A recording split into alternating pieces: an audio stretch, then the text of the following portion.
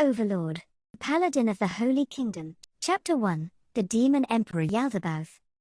The Roble Holy Kingdom was a nation whose territory was the peninsula to the southwest of the Ruesti's kingdom. It was led by a holy queen who could use divine magic, and the leadership was closely tied to the temple factions. It was a very religious country, though not to the extent of the slain theocracy. In addition, there were two special features about the Roble Holy Kingdom's geography. The first was that its land was divided into northern and southern halves by the sea. Of course, the halves were not completely separated. Rather, there was a gigantic bay between them, 40 kilometers long and 200 kilometers wide, which made its geography look like a horizontal U. Thus, some people called them the Northern and Southern Holy Kingdoms. Then, there was another feature. The entrance to the peninsula sported a great wall, over 100 kilometers long from north to south. It was built to withstand invasions from the many Demi-human tribes which occupied the hills to the east of the Holy Kingdom, between them and the theocracy. This grand wall, built through the expenditure of a great deal of time and resources, was a silent testimony to how troubling the existence of the Demi-humans were to the Holy Kingdom. There was a vast power gap between Demi-humans and humans. Granted, it was true that there were certain Demi-humans who were weaker than humans, such as goblins. Be it in height, physical strength, knowledge, or the rate at which they produced magic casters, they were a race inferior to humans in every way. Still, even goblins like that possessed eyes which could see in the dark, and if they took advantage of the fact that their small bodies could be easily concealed, for instance, when launching a nighttime ambush in a forest, they would surely be troublesome foes for humans. Needless to say, most Demi-humans had more powerful bodies than humans, and there were also many races who were naturally endowed with magical ability. If they let the Demi-humans invade as they pleased, they would have to pay an incalculable price in blood to fight them off. Therefore, the Holy Kingdom chose to solidify its defense. They did this to keep the Demi-humans from taking a single step onto their land. They did this to let the world know that their land did not belong to the Demi-humans. They did this so the Demi-humans would understand that any attempt to set foot on their land would be met by frenzied resistance.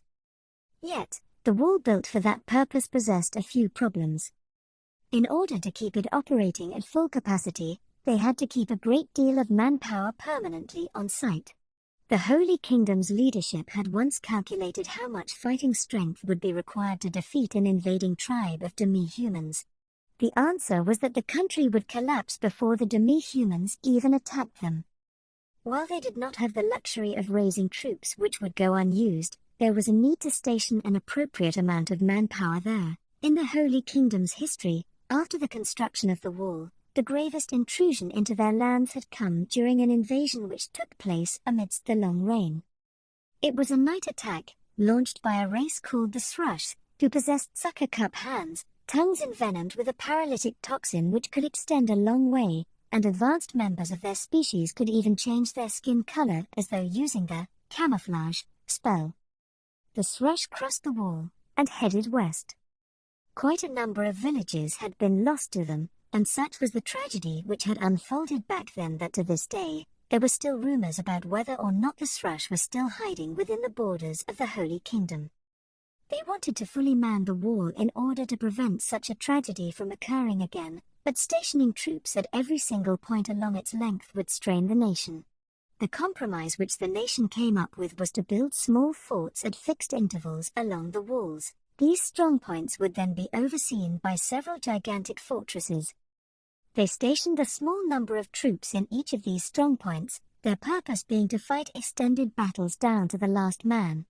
If they encountered an enemy attack, they would immediately launch skyrockets to request reinforcements from the fortresses. In addition, there were companies of soldiers who would staff and patrol the fortresses, serving as reserve troops during emergencies, to be deployed flexibly as the situation required. After putting these measures into practice, the Demi-humans had not managed to penetrate the wall again. However, the diligent planning of the Holy Kingdom's leadership back then had turned into a form of obsession.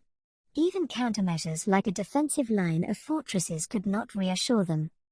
Indeed, it was an incredibly massive wall to human beings. Yet, it was no threat whatsoever to races who were several times taller than humans or who possessed the ability of flight. For those reasons, even such a sturdy wall was by no means a guarantee of absolute safety when one considered the many special abilities of demi-humans.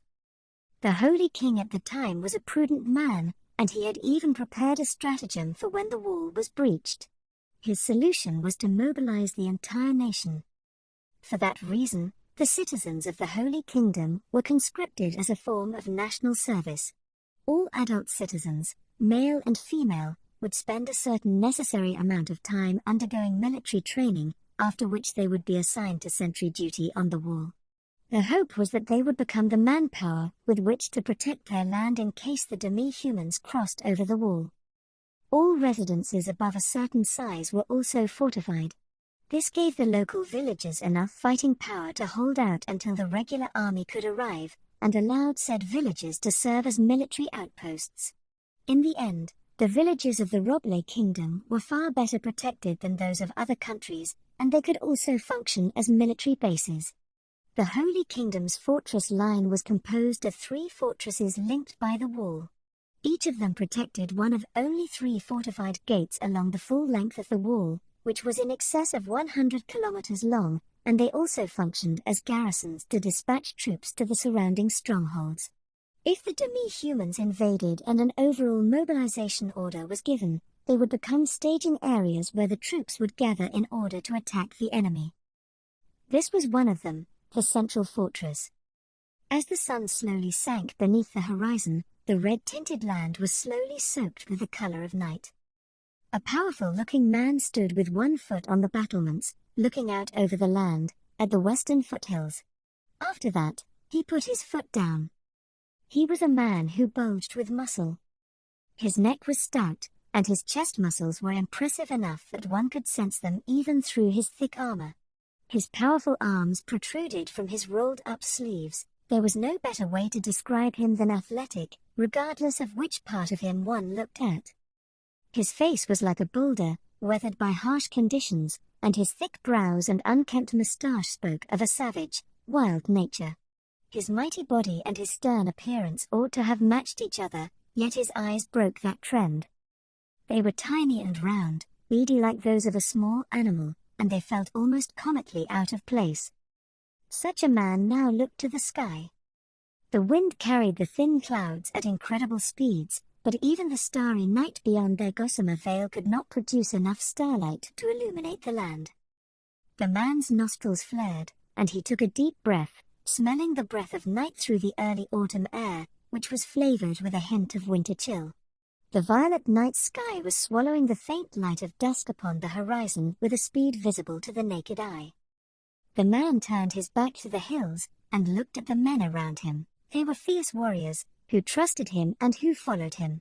It was because he was surrounded by such warriors that he permitted himself a moment's laxity. After all, the day's work was done and nobody could dispute that. "Oi, has anyone asked the forecaster about tonight's weather?" The question was asked in a mighty voice which befitted his powerful body. The soldiers looked at each other, and one of them spoke up on the group's behalf. "My deepest apologies. Corporal Campano, sir, it seems none of us have heard the report in question." This man, Orlando Campano, was a fairly low-ranked man in the Roble Holy Kingdom's military hierarchy. From bottom to top, the Roble Holy Kingdom's military ranks went from recruit, private, private first class, corporal, sergeant, platoon sergeant, and so on. Of course, different ranks existed in different units, and these were simply the ranks for the regular infantry. Usually speaking, a simple corporal would not need to be addressed as sir. However, the man calling Orlando sir did not do so to mock him. His respect for him was evident in his attitude and tone. Neither was it just that man. Every soldier present, each of whom walked and talked like a skilled veteran of many battles, felt the same way about Orlando. "Really now?" Orlando slowly stroked his stubbly face. "Sir, if time permits, will you allow this one to go and ask immediately?" No, no need for that. Our job is over now. What happens next is the business of the people after us. Orlando Campano. He was a man of many accomplishments who, through his fighting skill alone, had earned the honor of being named one of the Holy Kingdom's 9 colors by the previous Holy King. The reason why such a man remained at such a lowly post stemmed from 2 problems which Orlando had. The first was because he was very free-spirited, he hated taking orders. The second was because he was obsessed with fighting skills. When these 2 points came together, they led to a way of life that said, if you want to tell me what to do, beat the crap out of me first. If he met a worthy foe he would say, you look pretty strong. How about sparring with me? And then they would fight until one of them passed out. This personality of his had led to many violent incidents involving nobles and his superiors, so he had been demoted over 10 times already. There was no need for people who could not obey orders in the military, and they were universally loathed as well. Under normal circumstances, it would hardly have been strange if he were disciplined or dishonorably discharged. However, he had not met with such a fate, purely due to his strength. In addition, there were those who admired men like him. The rough sorts who were unhappy about being ordered about by destitute nobles found Orlando's way of living by the strength of his arm most thrilling. His unit was a squad of delinquents composed of such violent people. No, they were more of a gang. They were quite numerous, so calling them a company would not have been out of place. In addition, its members may not have been Orlando's equals, but they were all skilled fighters, which led to him assuming an unofficial post which his superiors could not tolerate, but which they could do nothing about. Orlando glanced around, and after verifying the identity of the man approaching them, a smile appeared on his face, like that of a carnivore about to pounce its prey. That man seemed quite slender in comparison to Orlando's brawny form. However, his was not the scrawniness of a twig. Rather, he had a wiry, steely look about him. If one forged and reforged a man, burning away everything unrelated to his intended function, it would produce a textbook slimness of the kind he embodied. In addition, his narrow eyes were keen, as though he was about to attack at any moment. Then there were his narrow pupils, which did not look like they belonged to anyone engaged in a legitimate enterprise. In polite terms, he was an assassin. In less than polite terms, he was a mass murderer. Speak of the devil and here he comes. Fancy meeting you here, Night Shift San. Nice to see you. The other man made no sound as he approached them with silent footsteps. He was dressed very differently from Orlando. Orlando and the men around him wore suits of heavy leather armor made from the hides of magical beasts called lanka cattle. In addition, they carried small round shields and single-edged swords, the standard outfit of the Holy Kingdom's superior troops. Incidentally, Orlando was the only one who had 8 of those swords at his waist. In contrast to that, the other man wore a suit of enchanted light leather armor. There was an owl crest stitched on his right chest, while the emblem of the Holy Kingdom adorned his left. Orlando. I haven't received your shift report yet. Also, is that the attitude you ought to be taking with a superior? That's practically insubordination. How many times do I have to remind you of that? Well, do forgive me, Platoon Sergeant Dono. As Orlando saluted him sloppily, the men under him saluted as well. It was a proper salute, the kind which they would never give a nobleman or any mere superior officer. It was a salute which showed genuine respect. The man sighed with a ha. It was a sigh made by one who knew that his conduct was unacceptable, but who also knew that lecturing him about it would be pointless. Sorry, boss. Old habits die hard, as they say. The reason why Orlando saluted this man, however reluctantly, was because he had defeated Orlando. I'd like to beat you once before I leave this place. On your terms. Don't you think, Platoon Sergeant Pavel Baraha?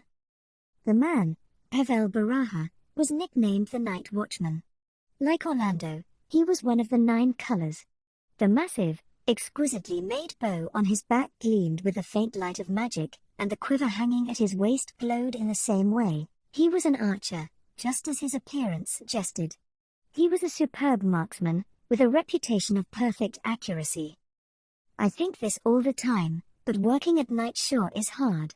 The demi-humans do just fine in the darkness, but it's hard enough just to find their traces, let alone fight them. That's why we're here. The only way to gain magic and talents comparable to demi-humans, their vision aside, is through training. And we've received that training. Yes, yes. Same goes for that daughter you're so proud of, right? Pavel's face twitched and Orlando instantly regretted his poor choice of words. This was a man whose expression remained unchanged even in the midst of a drinking party. The only exception was when the topic of his daughter and wife came up. That was where the problem lay. Oh yes. She's an outstanding girl. It was happening.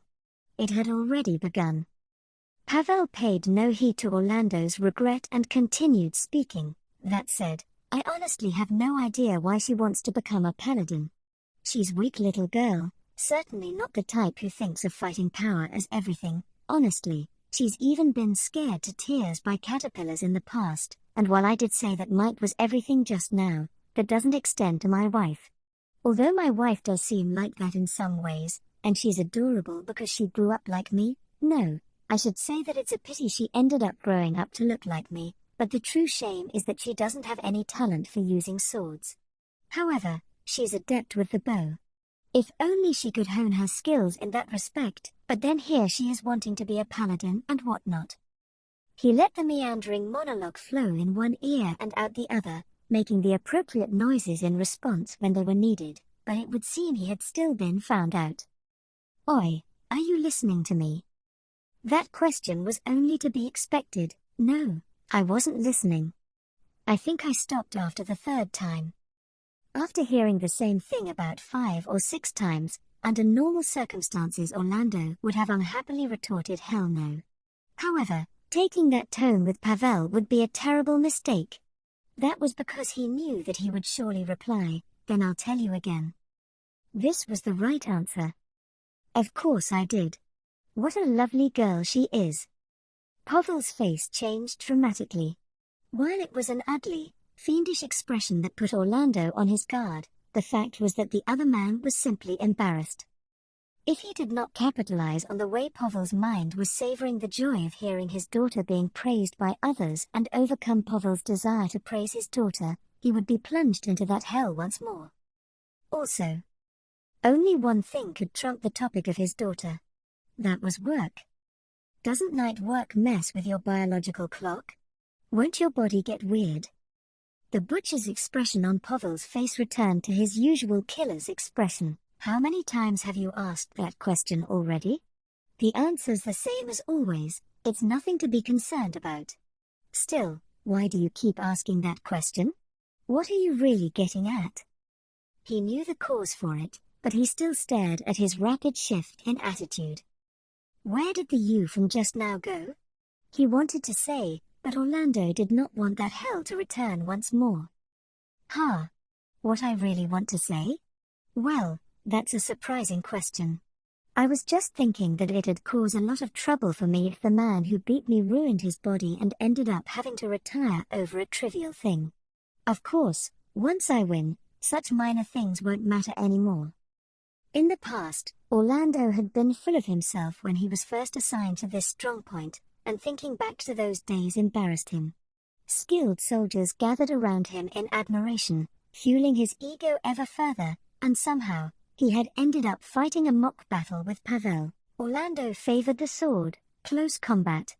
In contrast, Pavel favored the bow, ranged combat. If the two of them clashed, the question of engagement range would be extremely important. However, Pavel declared that he was fine with close combat. And then, Orlando lost. Orlando respected Pavel for that reason. At the same time, he harbored the desire to beat him next time. This time, he would fight Pavel in his field of expertise, ranged combat, and emerge the victor there. Is that so? You want to fight me, then? While I'm at peak physical condition, with no handicaps on my part. A bestial smile crossed Pavel's face as he said so, and it made Orlando's chest heat up. Oh yes, definitely. Isn't that obvious? I want to fight you. I want to put my life on the line against you. However, that won't be allowed, will it? Even so, if possible, I'd like us to have a battle where both of us could die at any moment. That's how I want to fight you." However, Orlando remained silent. That was because his instincts said there was no telling where the beast before his eyes would go. And in fact, what Pavel said after that confirmed those instincts. "Still, I have to apologize. You should know why too. There's very few people who can beat you as you are now in melee combat, and I'm not one of them." "Then let's settle it with ranged combat." Those words did not issue from Orlando's mouth.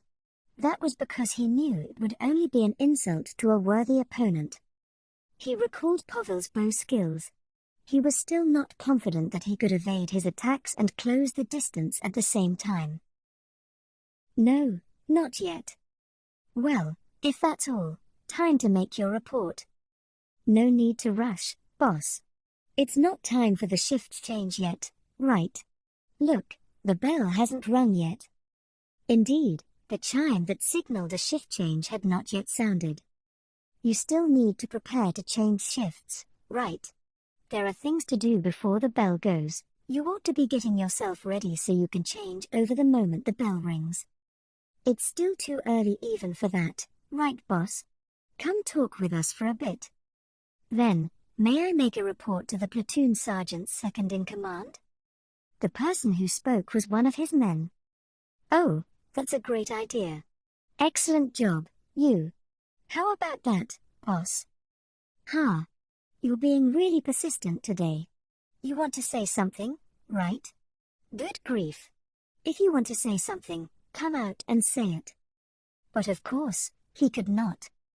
While he had acknowledged the other man as someone he could talk with because he respected him, Orlando was the type who did not speak to the people precisely because he respected them. That was because he wanted to be seen as a man who could stand on his own. "Well, that's why you're the boss. You get it, don't you?" "Huh. So, what is it? I won't let you off lightly if it's some trivial nonsense." "Well, about that." Orlando took off his helmet and scratched his head. The cool air felt strangely comfortable on his heated scalp. "The truth is I want to go on a warrior's pilgrimage. So can I leave this place?" He could hear the gasps of surprise from all around him. However, the expression on the slender man in front of him remained unmoved. "Why tell me?" "That's because you're the man I respect the most in this nation, boss. If you won't stop me either, then I won't have any more doubts. Aren't you an NCO? If you've finished your conscription period, I can't possibly stop you." The Holy Kingdom practiced conscription. Therefore, they sometimes called those people who chose to be career soldiers non-commissioned officers, in order to differentiate them from those people who had been conscripted. Pavel and all his men were NCOs, while Orlando had some NCOs and conscripts under his command. "In that case, you don't mind if I quit, right?" Being asked that question marked the first time Pavel's face had changed apart from when the topic of his wife and daughter had come up. Orlando had barely managed to discover it by dint of his extraordinary powers of perception gained from being a warrior. Nobody else around them had noticed it. He was someone that Orlando acknowledged as a man of steel, but he was actually perturbed by the question of his staying or departure. His heart swirled with a mix of delight and sorrow. "Well, legally speaking, I have to accept that. I can't stop you. That said, we'll sorely feel the absence of a strong man like you. You should have gone on your warrior's journey earlier, right? Why now? Is it because there aren't any more demi-human attacks?" Since that time half a year ago, the demi-humans had stopped attacking this fortress. In the past, they had attacked about once or twice a month, in groups of about a few dozen each time. While they only numbered a few dozen, they were still demi-humans, who had superior physical abilities compared to mankind, and many of them possessed special abilities on top of that. Those were numbers which could easily slaughter an entire outpost wholesale. Both Orlando and Pavel had experienced many situations where they had to send out elite troops for relief operations. "You know I don't enjoy slaughtering the demi-humans, right? I like fighting strong people and becoming strong. So how about the Grand King, then? Ah, that guy. Oh, and then there's the Demon Claw, the Beast Emperor, the Ashen King, the Ice Flame Lightning, and the Spiral Lance. Pavel had mentioned the nicknames of several notable demi-humans, but none of them moved Orlando's heart apart from the one he had first mentioned. The Grand King Bissa. He was the king of a certain demi-human tribe, a being known as the Lord of Destruction. That nickname came from the fact that he was skilled in martial arts that destroyed weaponry and his fighting style that revolved around such sundering techniques. He was a mortal enemy of the Holy Kingdom, who had defeated many famed warriors, and he had fought Orlando in the past. Back then, he had destroyed Orlando's long sword, his backup weapons of a short sword and hand axe, and even a billhook used to cut trees for firewood. Although he had broken all of Orlando's weapons, the Grand King withdrew after seeing the reinforcements sent from the fortress. In a sense, being able to hold out until help arrived was a win for Orlando, and many people praised him for his valor. To Orlando, however, it simply meant that the Grand King did not think that slaying Orlando was worth the risk, and so all Orlando felt was a hollow sense of defeat. I do want to fight him again, but I guess I still can't beat him now. You'd probably need one of those people they call heroes to defeat him, otherwise it would be very difficult.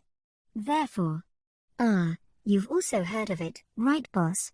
How that great warrior, Gazivstranov, died in battle. Yes, I did. The higher-ups are debating hotly about how that's going to affect the surrounding countries. After all, the death of Gazivstranov, known as the mightiest warrior of the Re-Estais kingdom, was a matter of great interest to the soldiers of the Holy Kingdom, particularly the skilled ones. Do you know any specifics? I've heard some rough details. Apparently, he dueled a magic caster known as the Sorcerer King and was struck down. Frankly speaking, the fact that he would actually challenge a magic caster to a duel is quite hard to take in. Orlando agreed as well. However, the term magic caster was quite broad. Divine magic casters could, after using spells which enhanced their physical abilities, end up stronger than a half-baked warrior. In addition, the paladins who were the pride of this nation could use magic too, so to some extent, one could not say they were not magic casters. In that case, he could understand the reasons for the duel. In addition, others say that the Sorcerer King massacred an entire army. Apparently he summoned gigantic goats, or sheep, rather. Well, that's the first time I've heard that. Still, gigantic goats? What a weird magic caster. The mention of goats reawakened unhappy memories of Orlando's defeat. That said, while the rumors said he had summoned goats, they were clearly not ordinary goats. Well, it's also because of that weird magic caster. That's why I need to do this. That's why? I don't quite get your meaning. This hasn't changed from when I lost to you, but I'm the sort of person who disregards items that grant flight, spells, and the like. I've always thought that all you need to do is beat them with your sword. However, after the kingdom's warrior Captain Dono, who was stronger than me, lost to those, I began to think that maybe I shouldn't look down on them. Which means I need to go on a warrior's pilgrimage. Don't tell me you're going to challenge those people in our country that you can't beat. I won't. Some of the opponents which Orlando could not win against were fellow members of the Nine Colors. The vice captain of the Marines, Enrique Bells, known as the Blue. The captain of the Paladin Order, Remedios Custodio, known as the White. Pavel Baraha, known as the Black. Ransu and Rin, one of the mermen who lived in the sea, known as the Green. And then, outside of the Nine Colors, there was the most powerful priest in the nation, Kelet Custodio. In other words, they were some of the most highly placed people in the land, and challenging them would surely cause great ructions in the country. If it was just a mock battle, then it ought to be all right, so long as it was against a fellow member of the Nine Colors, but an all-out duel would never be allowed. However, that would not do. A true clash of blades was completely different from a mock battle. Sometimes, the winner and loser could be completely reversed between them. Many people became much stronger, or weaker, when going from training to a live combat. Naturally, the strong were recognized as such because they showed their power in actual combat. Therefore, one could not consider a warrior pilgrimage complete without fighting a real battle. That's good, then.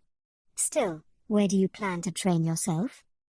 I was thinking of visiting the Sorcerer Kingdom you mentioned earlier. It seems there's powerful undead there. The Sorcerer Kingdom of Ain's All-Gown. It would have taken an incredible attention seeker to actually name a country after themselves, but it was not entirely unthinkable. More to the point, it was a fact that the person who had done so had the power to back it up. I've heard of it from the merchants who travel between the kingdom and the Holy Kingdom. Thanks to the teachings of the Holy Kingdom's temples, the common man both hated and despised the undead. Even Pavel was no exception. No, Orlando thought. Pavel did not hate them because they were the enemies of the Holy Kingdom, but because they were his wife's enemies. However, he could not bring that up. While he did not lose himself in chatting about his wife as he did with his daughter, he still spoke far too much. The Holy Kingdom's stance is to tacitly acknowledge the existence of the Sorcerer Kingdom, right? They say it's okay for people of the Holy Kingdom to go over there, right? There was no way to hide the fact that the Sorcerer Kingdom, with its armies of the undead, was an intolerable foe of the Holy Kingdom. Many people had urged them to send out troops when they thought of how the people in the Sorcerer Kingdom's capital of Erantal must be suffering. However, the Holy Kingdom presently faced the threat of the Demi-humans, and they would not be able to conduct military operations in other countries without first pacifying the hill region. The feelings of the people aside, the leadership's response to the Sorcerer Kingdom did not escalate beyond half-hearted criticism. The Sorcerer Kingdom, Well, if you apply to the brass, you ought to be able to go over there as a member of the army. They view the Sorcerer Kingdom as a threat second only to the Demi-humans. It seems they want to ally with the theocracy against them. Really now? It seems there'll be a lot of problems due to religious differences, then. Yes, precisely. Well, that aside, if your affiliation doesn't change, you can receive the country's aid and you can skip those annoying immigration checks. I think. If you go over, you'll be a godsend to the people who want to know more about the inner workings of the Sorcerer Kingdom. Well, wouldn't that be nice? Still, if I did that, I couldn't just go around picking fights. The way you say that so seriously is really headache-inducing. I guess it'd be hard on you if it became an international incident, huh? The cold wind blew past them. For a while, Pavel went silent, his expression unchanged, but after that, he began muttering unhappily, as usual. I'm going to miss that ugly face of yours. Orlando smiled wickedly. It was a ferocious, bestial grin, but he was being uncharacteristically shy. Pavel had not said, "Don't go," but neither had he said, "Go." He decided to make sure that he would have somewhere to return to. Sorry about that. Well, I'll come back after I become stronger. Want me to train you up at that time? Fancy you saying that. As Orlando chuckled, Pavel laughed back at him in turn. Their laughter was every bit as ferocious as two wild beasts growling at each other. Just then, the bell rang. It would seem that it was time to change over to the night shift. They had spoken at great length, so they would wrap it up with one more thing. As Orlando thought that notion evaporated from his mind as the bell continued to ring. Pavel, followed closely by Orlando, looked to the hills. Those bells meant Demi-human sighted. Their visibility was clear up to over 400 meters away. In the past, there had once been forests and trees there, but the country had conducted a massive landscaping project as part of the wall's construction to flatten it out. However, at the furthest reaches of the expansive plains, where there were hills and other obstructions, they saw sparkles in the darkness and moving black shadows. Boss. It was impossible for Orlando to discern the true identities of those Demi-humans at this distance while in the dark. Therefore, he called on the man with the keenest eyesight. Yes, they're Demi-humans. Snakeman, Pavel immediately answered. Snakemen had heads like a cobra and scaly, humanoid bodies, as well as tails. They were demi-humans that were considered close relatives to lizardmen. Their serpentine heads had venomous bites and their spears were coated in powerful toxins. Close combat with them was to be avoided as much as possible. That said, Orlando and his men were seasoned veterans, and they possessed very high resistance to poisons. While their scales provided some protection, they were not hard enough to deflect metal weapons. They might be skilled with their tails, but one could simply consider them another weapon. In addition, they had the advantage at night due to their ophidian sensory organs, but that was not a problem. Is leading the charge on them going to be our job? No, by the time they reach here, Boss's unit would have shot them all to death. Snakemen despised cold objects, so they did not use metal armor and other such items. As a result, it was a simple task for first-rate archers like Pavel and his men to fill them full of arrows. So how many of them are there, boss? Usually, there would be less than 20 of them. Boss? Orlando was briefly puzzled by the lack of a response. He looked at Pavel and saw a look of clear vexation on that typically blank face of his.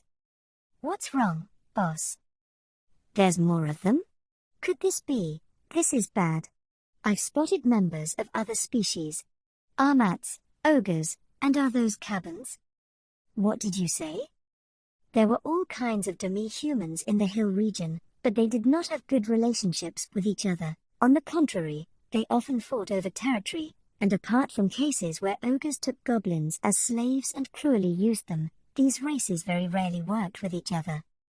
There had even been cases where some of them had attacked the Holy Kingdom after being driven from their lands. Then this ought to be the same thing. Because if it was not a big invasion?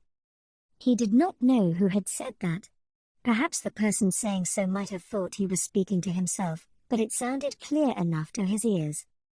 Orlando, I've got something to ask you. There was tension in Pavel's voice. No, that was only to be expected. Race, culture, and religion. Just as how there could be many nations composed of members of the same species, creating a cohesive nation was a very difficult task. It was even more difficult when the species of the members were different. Therefore, uniting the demi-human tribes in the hills was a nigh impossible task. If that was what had happened, that would mean the beginning of a battle for the Holy Kingdom's survival. After that, Orlando's body trembled uncontrollably. Uniting all these races would require obvious power.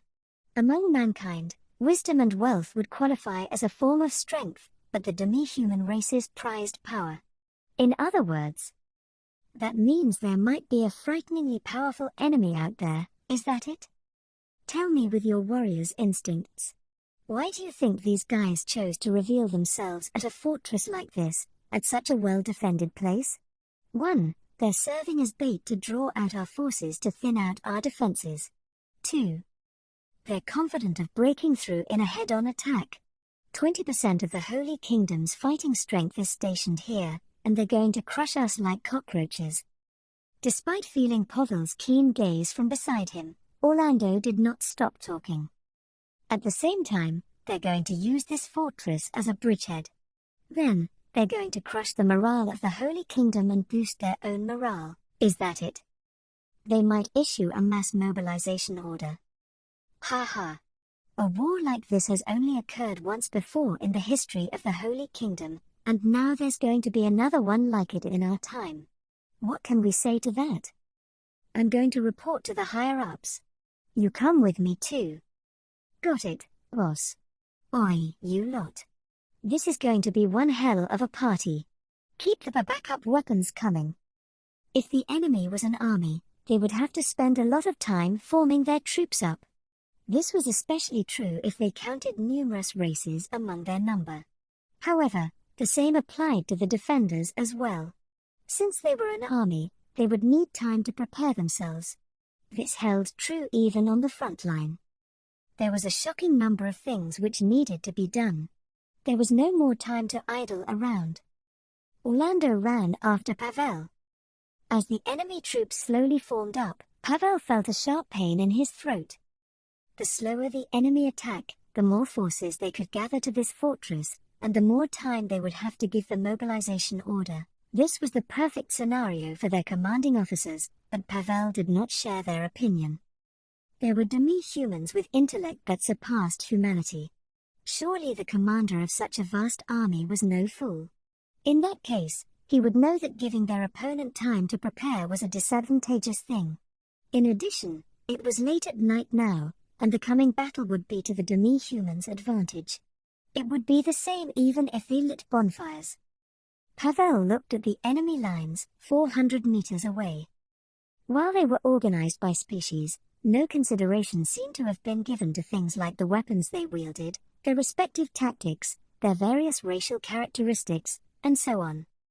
In all likelihood, the demi-humans were not marching under the same flag. Otherwise they would have fielded a more logical battle line. Or was this something like an oligarchy, an alliance of demi-humans led by a council of equals? Can't quite make it out, boss. Can you see the enemy commander? No, I haven't spotted their leader yet.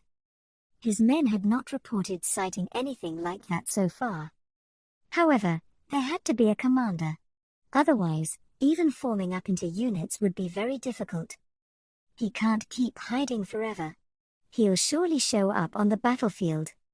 Given the nature of demi-humans, their leaders were strong, and they would show up to flaunt their strength. That would be the best time for Pavel to work. Pavel clutched his bow. It was a magical composite long bow, infused with enchantments specialized against demi-humans. In addition, he also had a mantle of shadow, suitable for blending into shadows and conducting ambushes, boots of silence, which eliminated the sound of his footsteps, a vest of resistance, to improve his resilience against various attacks, a deflection ring, to protect him from ranged weapons, and many other such items. These were a sign of how much Pavel's nation valued him. You lot, prepare to shoot at any time, he ordered his subordinates, who were hidden beside him as though they had vanished into the night. If they were humans, they would exchange envoys to read out declarations and pronouncements. That was a characteristic of wars between nobles. However, nobody from the Holy Kingdom who was quartered in this fortress, the generals included, wanted to parley with the demi-humans of the hills. At the very most, they would hold talks to deceive them, or something like talks in order to buy time, and once they spotted the enemy commander they would shoot him dead on the spot. You ought to be heading back to your unit now. I'll do that. Take care, boss. You too. A wisp of unease wound through Pavel's heart as he watched Orlando leave. Some demi-humans possessed lethal special attacks. For instance, the mystic eyes of the giant Biclops. These demi-humans had unbalanced faces and a pair of disproportionately massive eyes. One of these mystic eyes contained the ability to charm their foes. Its victims would unconsciously approach the opposition. Indeed, they would disregard the fact that they were on walls to take the shortest path towards the demi-human who had enthralled them. Usually, they would be equipped with magic items to improve their resistance to such special abilities, but Orlando had not been furnished with such items. If his luck was bad, he might be taken out in one shot. He closed his eyes to clear away his unease, and a woman's figure appeared in Pavel's mind. She was one of the 9 colors, the woman known as the White. She worries me too, but in a different way. She's clueless and often gets the people around her in trouble. That's why Pink has it so hard. Why does my daughter want to join her? Wouldn't it be good enough for her to just normally meet a good man, fall in love with him and then marry him? No. He shook away the worry for his daughter that swelled in his heart. At the same time, he looked back at the demi-human lines, to change his mood. He did not know how many demi-humans stood at the foothills, but there were many flags waving there. Those flags were not camouflage. The sole 3rd-tier magic caster in this fortress had already verified it from the sky. In other words, there really were that many combat units gathered here today. Things would not end with a simple staring match. Pavel began his usual ritual. He took out a carved wooden doll from his breast pocket, and then kissed it. This was a figurine his daughter had made when she was 6. It was a grotesque doll with 4 sticks coming out of a ball, made to look like her father. He still clearly remembered the day when he had praised her by saying this is a really cool monster, and how she had burst into tears, and how his wife had kicked him. The doll was worn out because he had touched it countless times, and the carved eyes and mouth were faded away. She had grown much older since that time, so he wanted her to make a figurine that looked more like him, but perhaps she did not know his heart, because she showed no signs of wanting to remake it. It was probably because of his long tours of duty stationed here, but he rarely had the chance to see his wife and daughter. He felt himself drawing further and further away from her every day. In the past she would have hugged him immediately, but at some point, she no longer hugged him after he returned home. She's grown independent of her father, his wife had smiled, but this was a big thing to Pavel. If I could take 2 months' leave, I'd like to go camping as a family, like we used to. His daughter would listen with rapt attention whenever he taught her his ranger knowledge. That was what he was aiming for. That said, he knew it would probably not work out. He put the doll back into his pocket. His daughter was rarely home due to her aim of becoming a paladin. When Pavel returned to his home after a long absence, his daughter was often away. It would be best if she married a neighbor after all. No, someone who lived a little close by, or no, someone who stayed in the vicinity. A paladin's way of life was the least suitable for his daughter. He had been observing her all this time, so he was sure of it. His daughter had chosen this path because she admired how her mother looked as a paladin. However, that was not enough to be a paladin. Only a knight who physically expressed the justice they believed in could be called a paladin. Therefore, although he did not say it, largely because his wife was very scary, to him, paladins were essentially zealots. I wonder if my girl knows that. While I don't want her to know. That really is an incredible number out there. His adjutant muttered to himself under his breath, which brought Pavel to his senses. Ah, that's right. Still, there's no need to be scared. All you need to do is support me. In addition to his adjutant, the mood from the men around him relaxed somewhat. That's right, that's it. Tension is the archenemy of sniping. And just as Pavel broke his own blank face, although he did not realize it, with a thin smile, there was movement in the enemy lines. A lone demi-human slowly stepped forward. Despite the many demi-humans around him, he was unescorted. Did he not need an escort, or was he full of arrogance, or perhaps he was a messenger whose death would not be missed? Should we shoot him? Not for now. But move to a place where it'll be easy to shoot and then wait for my order. After quietly giving his orders, his men sped away in droves, like lengthening shadows. Was he the enemy general, or just a simple messenger? Pavel studied him carefully to find out. That demi-human. What species does he belong to? Doesn't feel like I've seen him before. And what's with those clothes? Is it a tribal outfit? Is that mask something like that too? He was definitely not human. There was a tail coming from behind his waist. The problem was the demi-human's clothes. One could think of it as a tribal costume, and indeed, it felt like it might have been something like that. However, even at this distance, one could tell that the clothing was of excellent make, even when compared to that of humans. Highly civilized demi-humans are very troublesome. It was not just Pavel.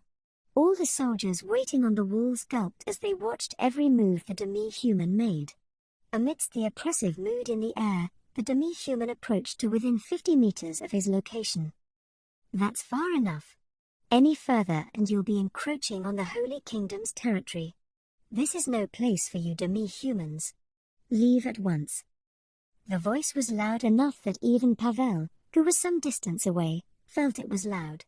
It came from the man in command of the fortress, one of just 5 generals in the Holy Kingdom. He imagined he could feel the voice of the man in unadorned, battle-scarred armor resonating in his gut. The reason why he only had 1 staff officer by his side was probably because he did not intend to get the others caught up in it if the enemy launched an attack.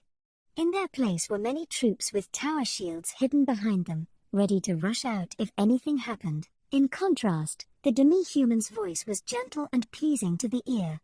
It seemed to worm its way into every man's heart. Even at this distance, it still reached Pavel's ears. That we already know. Now then, may I know who you are? I'm the general in charge of this fortress. Who are you? There was no need to tell the opposition that. Pavel frowned, but he already knew that the general was not a shrewd man. Therefore, he should have regarded this outcome as inevitable. I see. Since you have given your name, I fear it might be rude not to respond in kind. Greetings, ladies and gentlemen of the Holy Kingdom. My name is Yaldabaoth. Could it be? The man who shouted was the staff officer near the general. The archfiend Yaldabaoth. Are you the demon who led an army of demons in that disturbance in the kingdom's royal capital? Oh, I am honored that you know my name. Indeed, I was the architect of that magnificent feast in the Reesti's kingdom. However, the title of archfiend is quite saddening. Yes, I was wondering if you could address me as the Demon Emperor Yaldabaoth. Pavel tasted that phrase, Demon Emperor Yaldabaoth. It was a truly arrogant title, but given the many demi-humans it led, and after thinking back on what he had heard about the disturbance in the royal capital, the title might be well deserved. Damn you. Are you laying your designs on us after what you did to the kingdom? No, that is not quite right. It is because I met a fearsome warrior in the kingdom. Yaldabaoth shrugged boredly. There was an indescribable sense of style to that movement, and it made Pavel imagine he was looking at a human noble for a moment. Well, do permit me to keep that knowledge to myself. Then what business do you have here? Why did you lead these demi-humans to this place? I have come here to turn this country into a living hell. I wish to make this country one which echoes with cries, curses, and screams everlasting. However, making sport of millions of human beings individually is impossible, and so I have brought them along. In my place, they will plunge you pitiful humans shoulder deep into a morass of despair, in order to draw wails of regret and suffering from you all. Yaldabaoth said so very happily. At this point, Pavel learned the meaning of evil.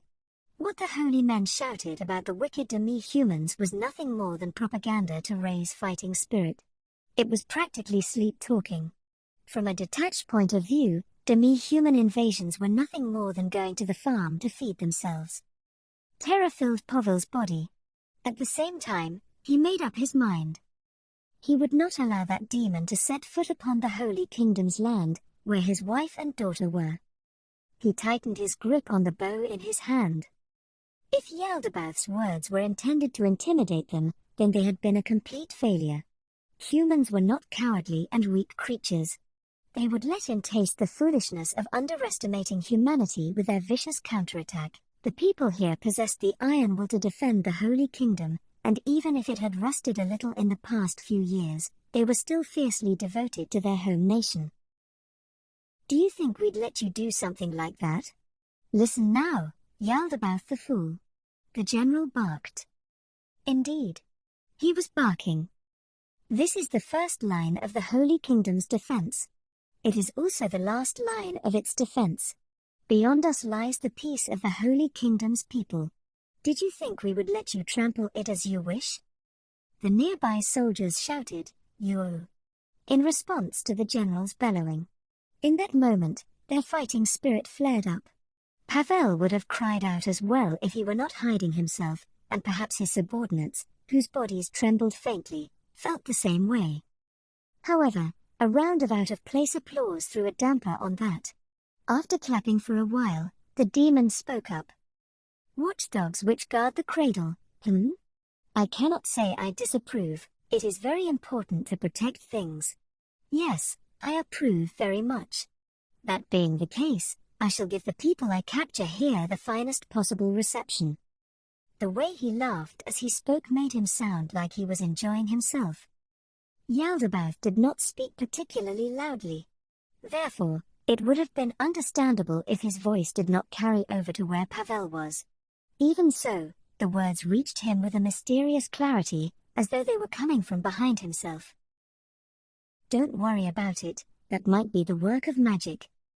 Spells and magic items which amplified sound existed, and it was very likely that Yaldabaoth was using those.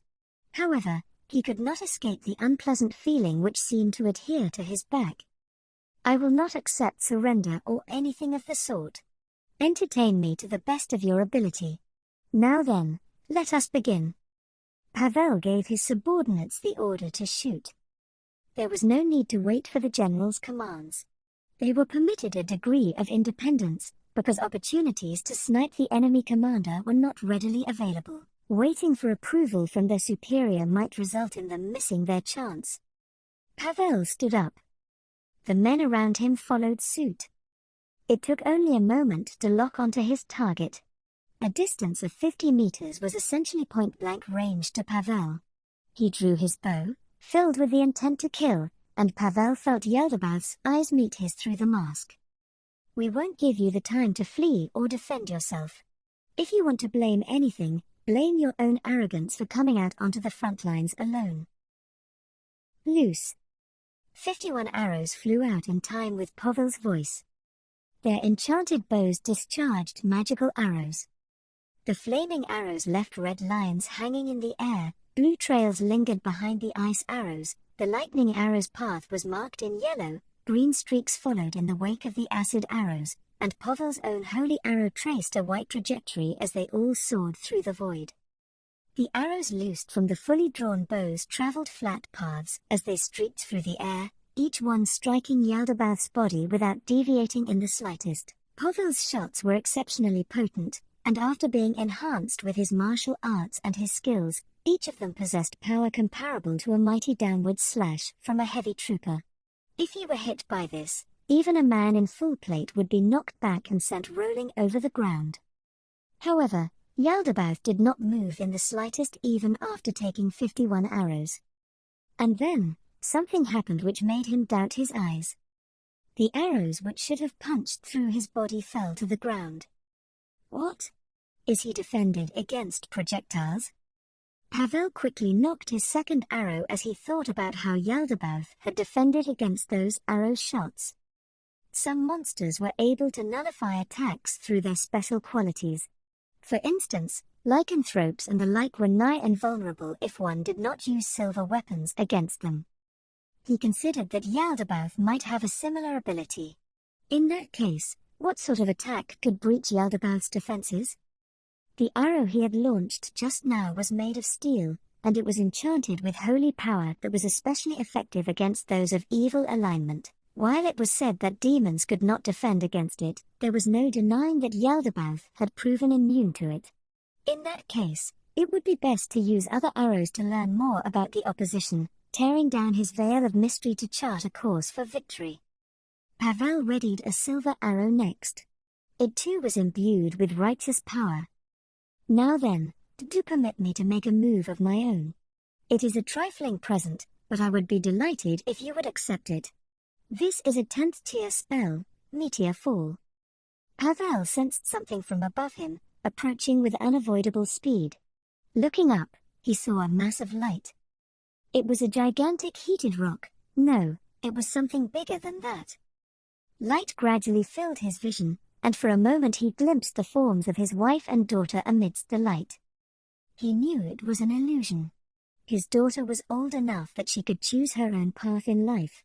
Even so, the daughter he saw was still young, and his wife who held her still looked very young. No, if I don't say she's still young now, she'll probably kill me. The falling meteor slashed through the sky and hit the wall, where it burst into an explosion.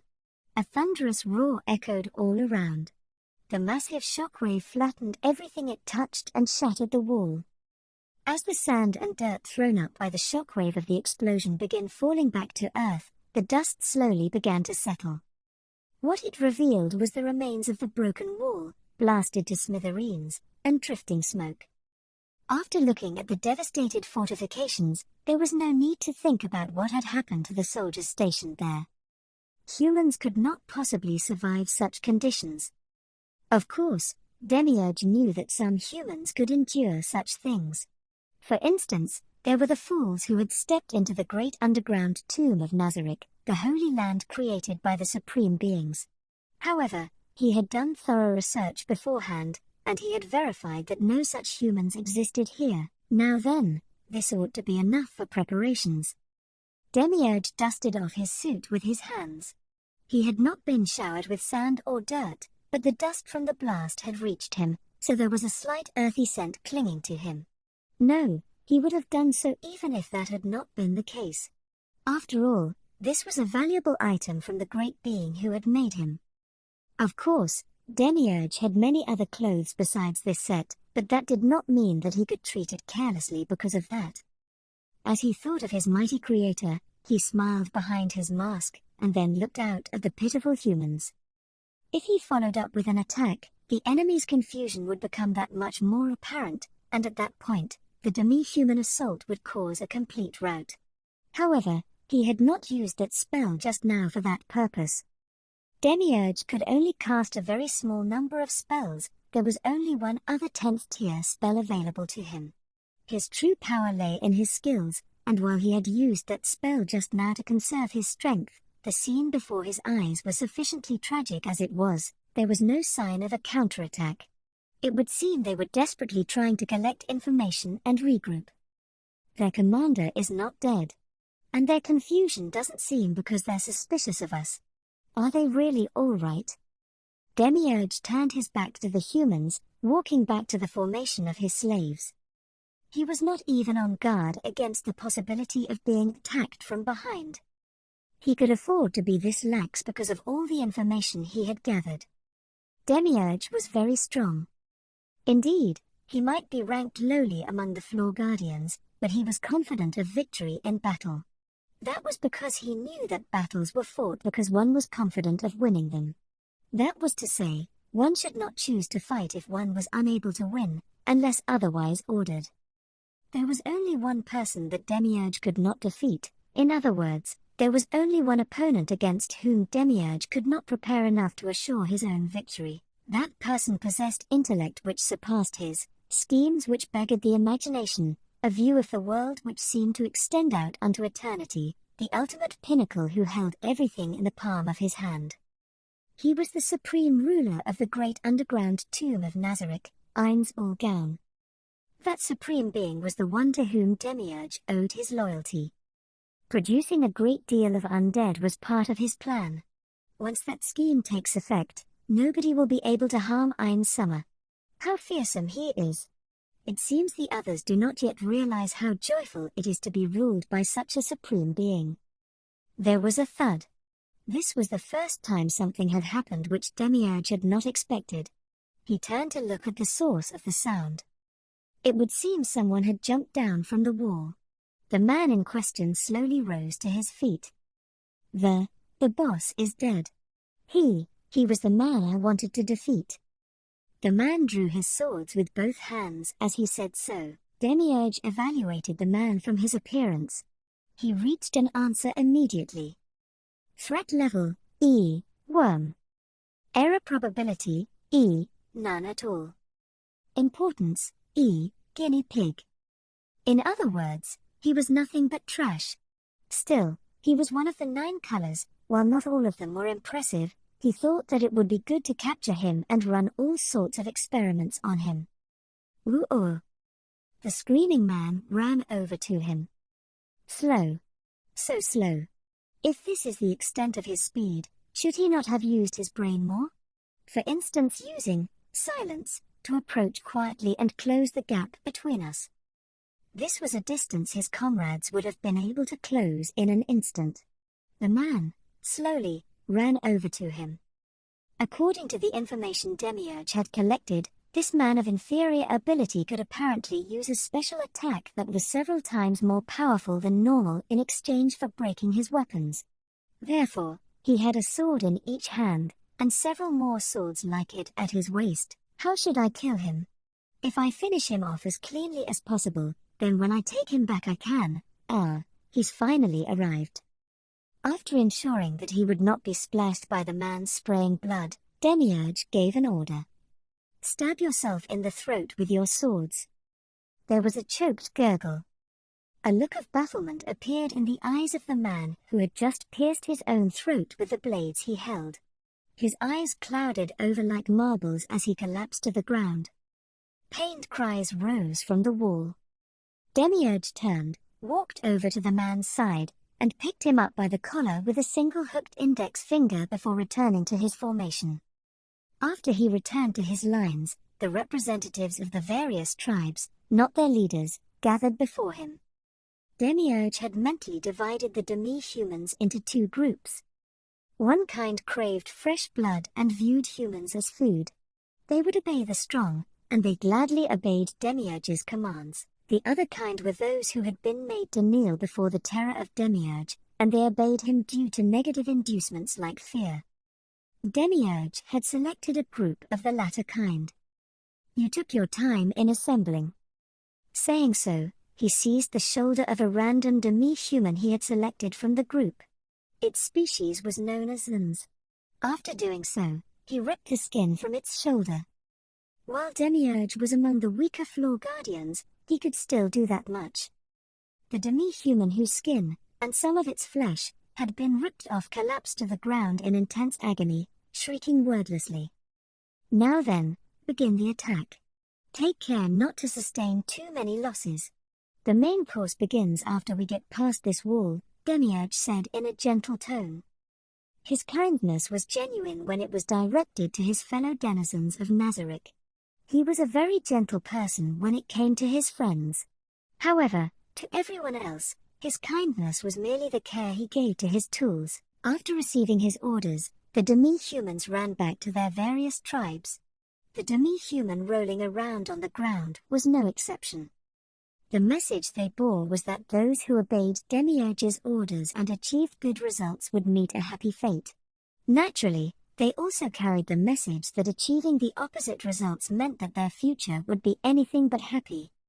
Demiurge smiled gently as he watched the receding backs of the beastmen. Then, let us begin the next step of our plan. Demons. Demiurge activated one of his skills and summoned a vast quantity of the demons he intended to use as sacrificial pawns. While these demons were extremely weak compared to Demiurge, summoning stronger demons would mean he could not summon as many. The important thing in this operation was to spread the word that the Holy Kingdom's army had been assaulted by demons, which meant that quantity was the priority here. Listen carefully now. Support the demi-humans in their efforts. Also, limit your pursuit of the humans. Do not do something as foolish as not allowing a single one to flee the fortress. The low-ranked demons nodded and soared into the sky as one.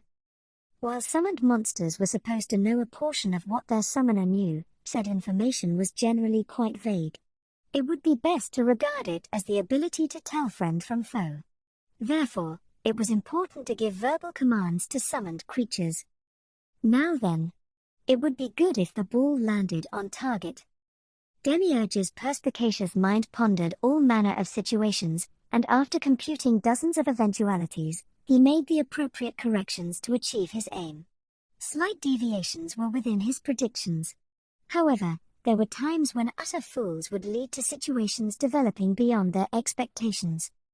Surely someone with Ein Summer's intellect could even predict the actions of fools. I'm still a long way off. Come to think of it, it would be good if I could share this with Ein Summer. As he thought that, Demiurge's heart raced unbidden. He had spent a great deal of time preparing this stage. If he could not even share it with his Supreme Master, what would Demiurge do? Ladies and gentlemen of the Holy Kingdom, I have a sincere wish. Please allow Ein Summer to enjoy himself with your suffering forms, although, how will Ein Summer adjust my plans for a better outcome? Like a student waiting for a respected teacher to dispense instruction, Demiurge smiled as his heart filled with the fires of anticipation and excitement. Oh, to learn from Ein Summer's actions, progress towards a better self, and further deepen my loyalty. How wonderful it is!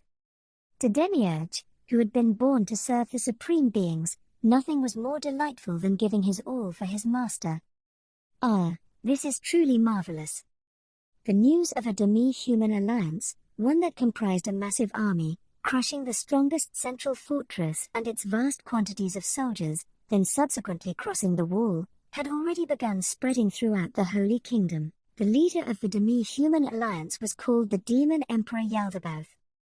He was a demon who had caused great havoc in the kingdom, and he had used powerful magic to shred the wall like tissue paper.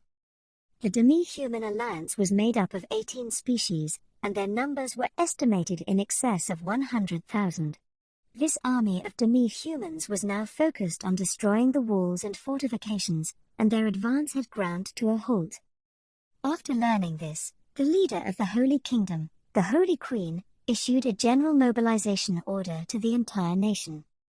Since the Holy Kingdom's territory was stretched around the northern and southern edges of a central bay, any mobilized forces would naturally be formed into two armies, the Northern Holy Kingdom Army and the Southern Holy Kingdom Army.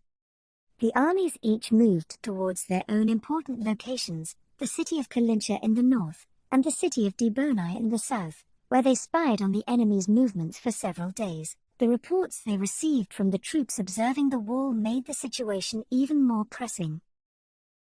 The Demi-human alliance, in all its strength, was moving west. They would reach the northern fortress city of Kalincha in a few days.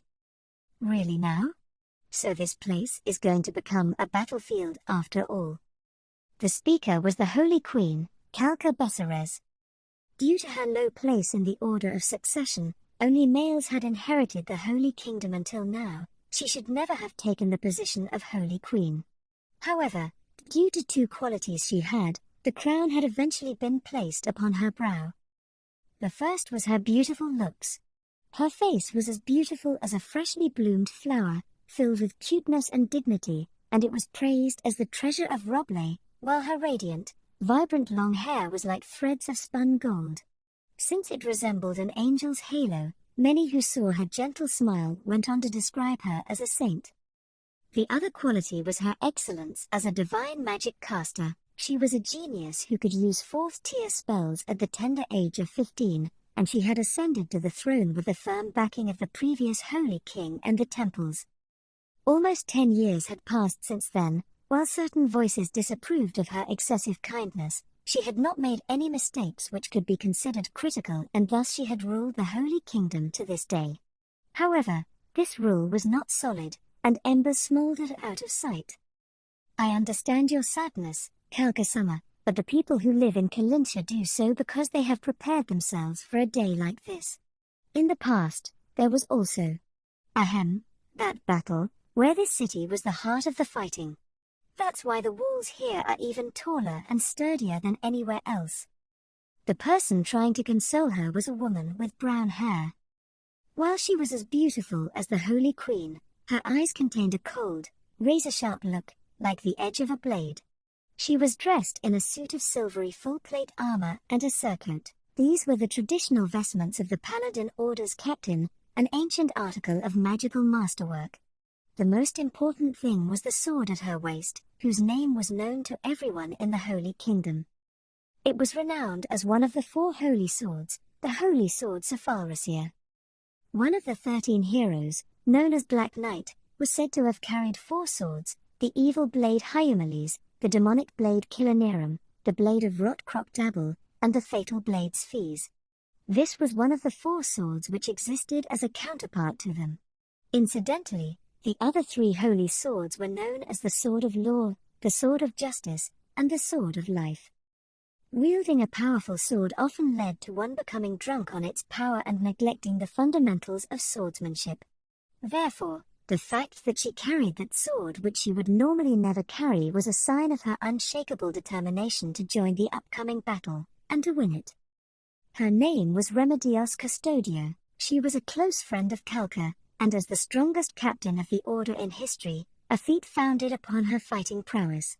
She was white of the 9 colors. Yup. And we've also sent all the non-combatants off to take shelter so there won't be casualties among them. Rather, don't you think the more pressing problem after the war will be the expenses incurred during the fighting? The person going yufu in an indecent way was a woman. While the shape of her eyes and mouth varied slightly, Her face still bore a close resemblance to that of Remedios. However, those faint differences were enough to change the impression others had of her. She always looked like she was plotting something, or in less polite terms, that she was surrounded by a sinister air. She was Remedios' sister, younger than her by 2 years, Kelet Custodio. She was the high priestess of the temples, and leader of the priesthood. It was public knowledge that she could use divine magic of the 4th tier. However, that was but a deception. Those close to her knew that she could cast 5th tier spells. Incidentally, she was not one of the 9 colors. While the temples were under the Holy Queen, it was government policy not to bestow a color title on one of their number in order to avoid problems with the balance of power. These sisters were known as the Genius Custodio sisters, the twin wings of the Holy Queen. Until now, many nobles had their doubts about Kalka's ascension to the throne as a female, and they wondered if she had done something with awe to the sisters. Therefore, they often spoke ill of all 3 of them at the same time. While many rumors about them had been cleared up, one particular piece of gossip remained. All 3 of them were unmarried, without so much as a male lover, and so it was said that their relationship was anything but ordinary. However much Kalka denied it, she could not shake herself free of that rumor, and it was a major source of frustration for her. Just hearing that gives me a headache. It's pretty bad that we won't stand to gain anything even if we win. Still, they say that the Demi-humans this time round are outfitted pretty well. Why not sell their gear? That's right, you know I can't approve of that, Naysummer. Let's say we wanted to sell their armor, where would we sell it? You haven't thought about that, have you? We can only sell them overseas, but Demi-human armor isn't going to command anything but bargain basement prices. Besides, we ought to avoid strengthening other countries' arsenals until the destroyed wall is rebuilt. In particular, I hope they don't fall into the hands of the Sorcerer Kingdom. Huh? You don't like the Sorcerer Kingdom? I've never heard you say that in court, though. No priest would like them. You're the same way too, right, Kalka-sama? Kalka pondered the matter. As part of the clergy and the Holy Queen, she disliked them, however, as a head of state. A king's duty is to love his nation, love his people, and grant them peace. As long as he does that, it should be fine, right? The sisters looked at each other in front of Kalka. Love? No way. Could an undead being ever think like that? I agree with Naysummer. The undead, I don't think they could love like you do, Kalka-sama. The 2 of you are harsh. Still, you can't just badmouth people without even seeing them, right? The puzzled looks on their faces looked very similar. Kalka mused that they were siblings after all, and after quelling the smile on her face, her voice turned serious. What did your adjutant say? Kelet, tell me our plan for dealing with Yaldabaoth. The Holy Queen did not take part in strategy meetings. Instead, she went around the soldiers to boost their morale. While the Holy Kingdom's troops were better trained than those of other nations, they were ultimately conscripts. It was important to motivate them. Yes. We're already discussing how to deal with situations where the Demi-humans encircle this city, bypass it, advance to the south, split up to accomplish different objectives, and so on. It was times like these that reaffirmed her belief that the sisters were similar, but not alike. If she had asked the elder sister that question, the answer she would get would make her want to grab her head in frustration. I see. Then, which possibility do you think is the most likely? Given the invasion path of the Demi-humans so far, it's most likely that they will choose to encircle this city. However, there is a problem with that. Yes. What do you mean? Remedios had not participated in the meetings either, given that she was Kalka's bodyguard. However, the fact that she had not grasped the answer which the Holy Queen had instantly realized was due to another problem. Naysummer. I'm talking about the demon who wrought havoc in the kingdom, Yaldabaoth. While there's no telling how smart he is, demons are skilled at schemes and trickery. He might adopt a plan we did not foresee. I see. The adjutants who have to handle strategy and planning sure have it tough. While there was much she wanted to say to the leader of the Paladin Order, Kalka resisted the urge to do so. This is quite vexing. Then, if the demi-humans encircle this city, what will happen after that? While food supplies are ample, fighting a defensive siege is going to wreak horrors on morale. Have you considered that as well? Yes. Normally, all we would have to do is wait for reinforcements from the south to arrive, but we have reports saying that Yaldabaoth used a mysterious power to destroy the wall in a single blow. As long as that tremendous factor of uncertainty in play. The three of them frowned as one. Anyone would be upset when they thought of what had happened to the wall, but Kalka knew what was going on. Remedios was simply imitating what the other two had done. Remedios did not like to think, and she was a very stubborn person. That was a flaw, but it was also the reason that she could embody absolute justice. The nature of justice was difficult to contemplate. For instance, imagine if there were two children, one human and one demi-human. Being pure and innocent, they became friends. However, if the demi-human child was discovered by adults, he would be locked up, and the human child would plead for his life. However, if they let the demi-human child go, he might grow up to become a threat to humanity. Was killing the demi-human child just or unjust? This was not a question that could be easily answered. Kalka would have spared him without any hesitation. Remedios, however, would kill him without any doubts. In addition, she would insist that she was righteous and not feel a shred of guilt about it. In her heart, anything she did for the sake of the nation and people was acceptable. When she took the throne of the Holy Queen, Kalka had declared to her two close friends, "I will grant happiness to the small folk, and make a country where nobody will cry." In response, she had said, "I will support you and uphold your just cause." With that pledge in her heart, she was more forthright than anyone else, her heart filled with conviction, and the light in her eyes was like that of a fanatic. Someone like that was clearly dangerous, yet Kalka did not distance herself from her friend. The righteous impulses of loving others, loving peace, hating evil, and the desire to aid the weak were all things she ought to welcome. And it was because of that nature of hers that what she thought and what she did were the same. Because she did not think about her words, everything she said came from her heart. Any organization, particularly those that had stood for a long time, would become sluggish due to worries and cares. In addition, their original purity of purpose would tarnish and grow dim. Since power rested in the hand of one person, it was only natural that power struggles would take place. Even if a victor was decided, the battle against suspicion, jealousy, and fear would continue, until one side eventually perished. Kalka had been freed from this curse halfway though. That was because she had attained magical power that ranked highly even when compared to the past generations of holy kings. Others had lauded her for it, and her heart was at ease. Therefore, Kalka could put aside her mental preparations to take the throne of the Holy Queen, but her brothers did not feel the same way. There was only one elder brother among her relatives whom she could trust, Caspond. Since she lived like this all this time, Remedios was a spiritual oasis for Kalka. Umu.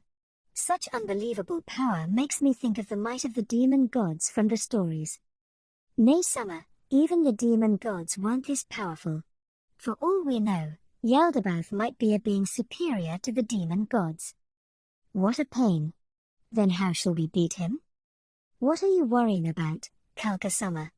They say he was defeated by the adamantite-ranked adventurers of the kingdom. Don't you think we could do the same too?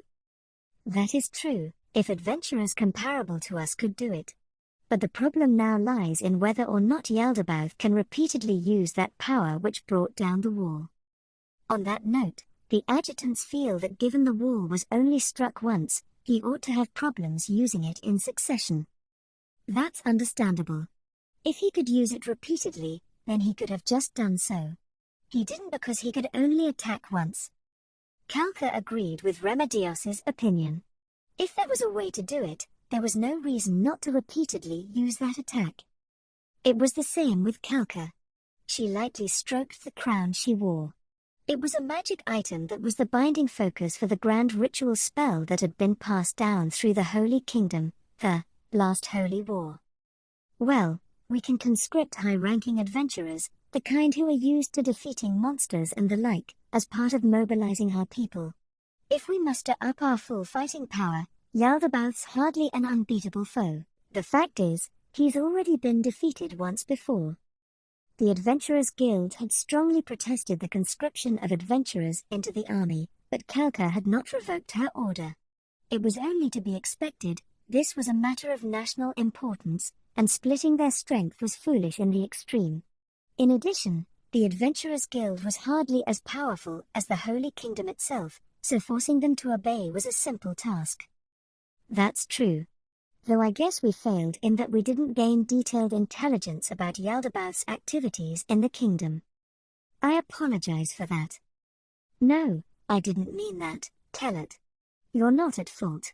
The blame lies with me, since I didn't pay attention to news about other countries. Certainly not, Kalka-sama. It's definitely Kellet's fault. Nay, Summer. Well, it's certainly not my fault. I did my job by protecting Kalka-sama and clearing away monsters. I didn't mess up in my job. That's what they call making appropriate use of talent. Remedios puffed up her chest and humphed in triumph. She was correct to say so. That said, it still bothered her. Could it be that Yaldabaoth was behind those incidents where all the people from several villages went missing? That might be the case. Some time ago, the residents of quite a few villages had all gone missing. In the end, they had not managed to collect any information pointing to a culprit, but it was possible that Yaldabaoth was pulling the strings behind the scenes. In that case, we need to sort this out before we defeat Yaldabaoth. Speaking of which, if only the kingdom had properly finished him off, we wouldn't have had trouble like this. Did Gazif Stranov fight him? Kellet looked at Kalka with a puzzled look on her face. Her eyes seemed to be asking, didn't you tell Nay Summer about it? Therefore, Kalka gave her an answer which laid those doubts to rest, and then she smiled tiredly. Translated, it meant, of course I told her. I told her about how Yaldabaoth attacked the royal capital, how the adventurers defeated Yaldabaoth, the other demons that appeared, and how the warrior captain defeated them all. I told her everything. So it must have been squeezed out by other things and gone in one ear and out the other. I really feel sorry for Nay Summer's vice-captains. Why are you talking about them all of a sudden? Kellet did not answer that question, instead curling a lock of hair around her finger. Since Remedios did not do any thinking, then there had to be someone to cover her ass. That would be them. She could keenly appreciate the suffering they went through. However, Remedios's innocence, or stupidity, if one were not inclined to be polite, also had a healing effect on the soul, so the positives and negatives cancelled each other out. I only know the rough details, but apparently, he fought with another demon, which was covered in scales. Really now? Well, if he had defeated Yaldabaoth, things wouldn't have ended up like this. Or don't tell me those adamantite-ranked adventurers are stronger than him. I'm not too sure about that, but I think that might be the case. Remedios frowned in distaste. She was probably unhappy because someone whose strength she had acknowledged was being slighted by someone else. Well, all he knows is how to use a sword. If he had anti-demon attacks like we do, things would probably have been different. In pure fighting power, paladins were a notch below warriors. However, that was not the case when fighting evil beings. Remedios was right, but Kellet still sighed quietly. Just then, Kalka imagined that she had heard the sound of bells. Remedios immediately sprang into action. At times like this, she was still the first to act. She flung open the windows. The early autumn air flowed in, and the air warmed by their three bodies flowed out. The bracing, cool air brought with it the sound of ringing bells. That was proof that what she had heard earlier was not a ghost sound caused by her ears ringing. No, it would have been much better if she had just misheard things. At the same time, she heard the sound of several footsteps from the hallway. Kalka-sama, please stand behind me. Remedios quickly drew the holy sword Sephalrasia and moved up, putting herself between Kalka and the door. The door opened with a pon. Your Majesty. She recognized the first man to enter the room as he shouted at the top of his voice. He was the chief of staff. What happened? Why are you in such a rush? Remedios's voice carried a hint of rebuke, and the chief of staff replied in a clearly disconcerted tone. There was no time to slowly walk over. Your Majesty. It's Yaldabaoth. Yaldabaoth's appeared inside the city. He's begun destroying the city with many demons in tow. Also, the Demi-humans have made their move. It looks like they're advancing on this place. What did you say? We sighted the Demi-human army in the vicinity. We don't know how they deceived our sentries, but we were fed false information. The fighting's going to start any moment now. While the sudden excess of information confused her, that lasted for only a second, Kalka immediately resumed her queenly demeanor and gave orders. While this is a great departure from our plans, we will begin combat with Yaldabaoth now. While we stall him, prepare to engage the Demi-human army. Convey my orders to the adventurers. As she heard her subordinate's words, the doubts in Kalka's heart flooded back again. Had she underestimated Yaldabaoth? Of course, she had no intention of underestimating the demon who could easily destroy the wall. But was the feeling that she could beat him a mistake in itself? Would it not have been better to fall back until they had finished learning about their enemy? No. Kalka waved away the budding weakness in her heart. If they did not fight now, then when would they fight?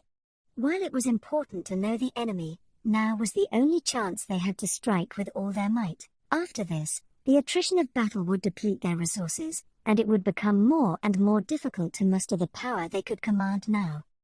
In addition, continuously retreating until they had completed their intelligence-gathering operations was essentially permitting their country to be trampled underfoot. If that were the case, an unimaginable number of her citizens would end up suffering. I will let the small folk live their days in happiness, and make this a country where nobody will be hurt. Indeed, Kalka-sama. All smiles, Remedios followed up on Kalka's self-directed mutterings. However, those were words she had spoken in the past, before she knew the truth of the world. Things being what they were now, it seemed a nigh impossible aim to achieve. Humph. He's gotten cocky now that he's crossed the wall, but to think he didn't bring his Demi-human army with him. Remedios fumed angrily. Was it really like that? No, it ought to have been that way, yet, she could not peel away the undeniable sense that something was wrong which coiled around her heart. Don't lower your guard, okay? Is this the way you ought to be treating an opponent of such power? Of course, Kalka-sama. I don't intend to be careless at all. With this holy sword, I shall relieve the demon of his head and present it to you. No good. I can't calm her down anymore.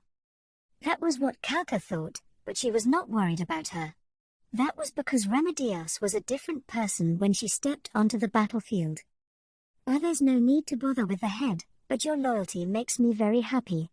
In that case, regarding the plan to defeat Yaldabaoth, can you buy us some time? But of course. Your servant has already dispatched an advance force to carry out our plans. At that moment, Kalka felt a dull ache in her heart. That was because carrying out that order was actually sending them out to die. The soldiers would be going out to fight Yaldabaoth, despite having no chance of victory. One of her duties as a monarch was to trade the lives of the few for the survival of the many. Therefore, she could not weep or wail here. The soldiers were giving their lives for her, so she would need to put on a show to convince them that this was a glorious assignment. She would have to play the part of the Supreme Queen, the Holy Queen who was respected above all others. In that case, let's head out. The ringing clap of her hands was the signal for everyone to make their move. Remedios gripped her holy sword and slashed a demon. Her vice-captains had told her its name, but she had completely forgotten it, in half. Imbued with holy power, the blade could inflict grievous wounds upon evil beings, and it was doing so to great effect. She had cut down the demons rampaging through the city one after the other. The fallen demons vanished as thick white smoke steamed from their wounds. Within seconds, there was no trace that the demons had ever been there. However, the signs of how the demons had ravaged the city remained. How could this be? She looked at a fallen soldier, not one of the vanguard troopers, but a local patrolman, and Remedios bellowed in rage. His leather armor had been cleanly severed, and the hands clutching his abdomen were stained a deep red. She could even see the pink of his innards. His face was well past the point of paleness, now a bloodless white. While she had almost no medical knowledge, her own experiences supplied enough information for her to make a judgment.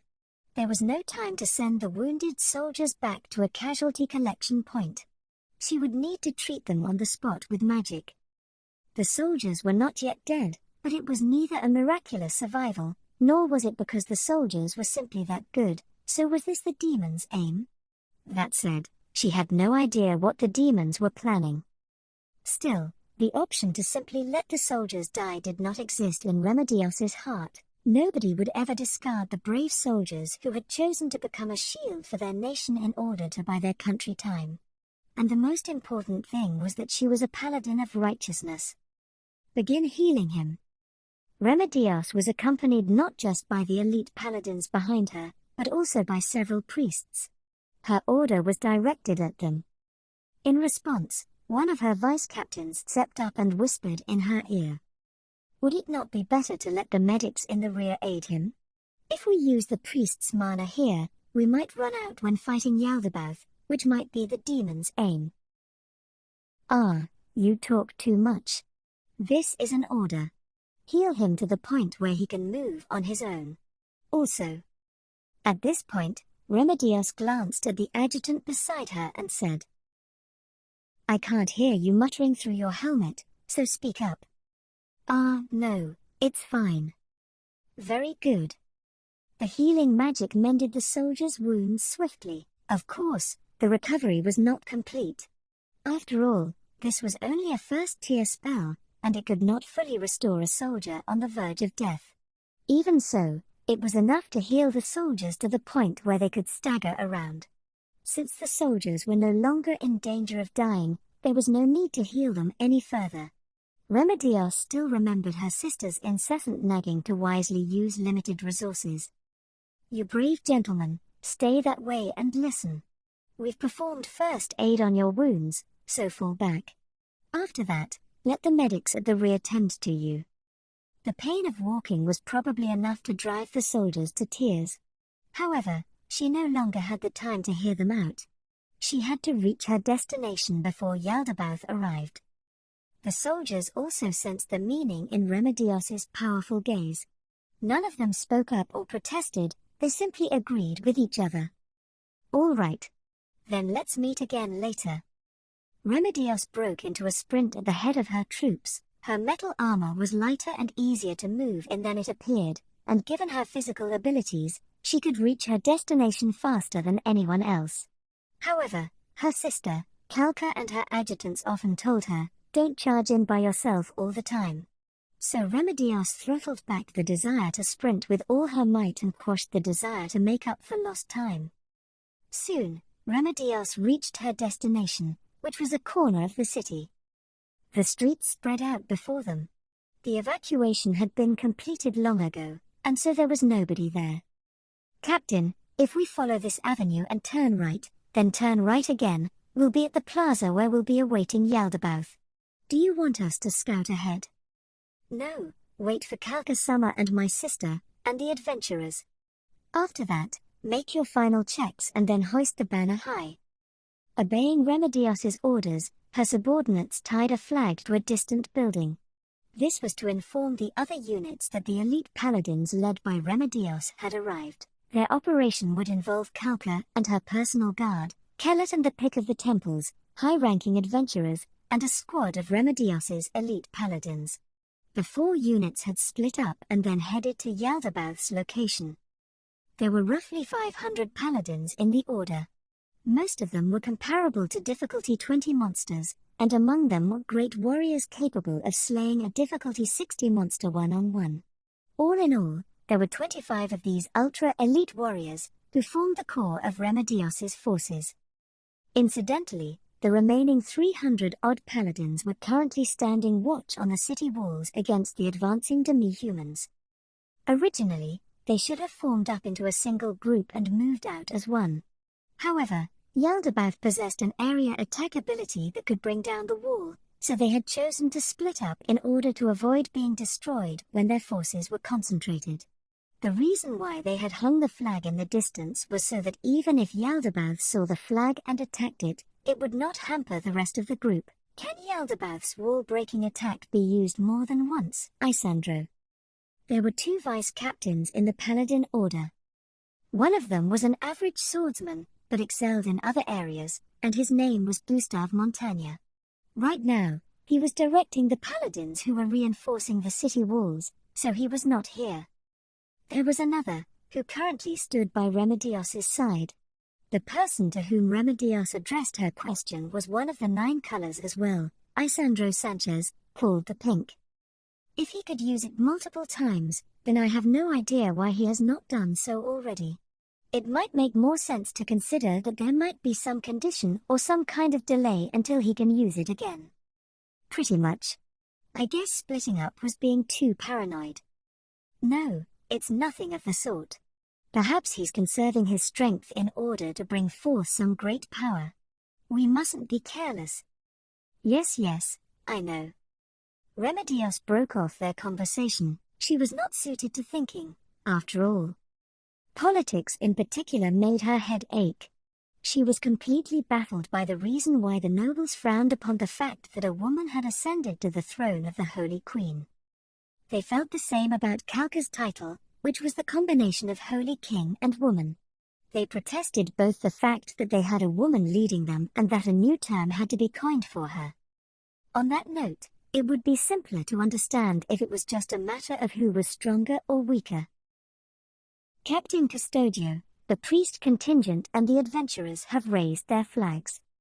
How about Kalka Summer? Not yet. Is that so?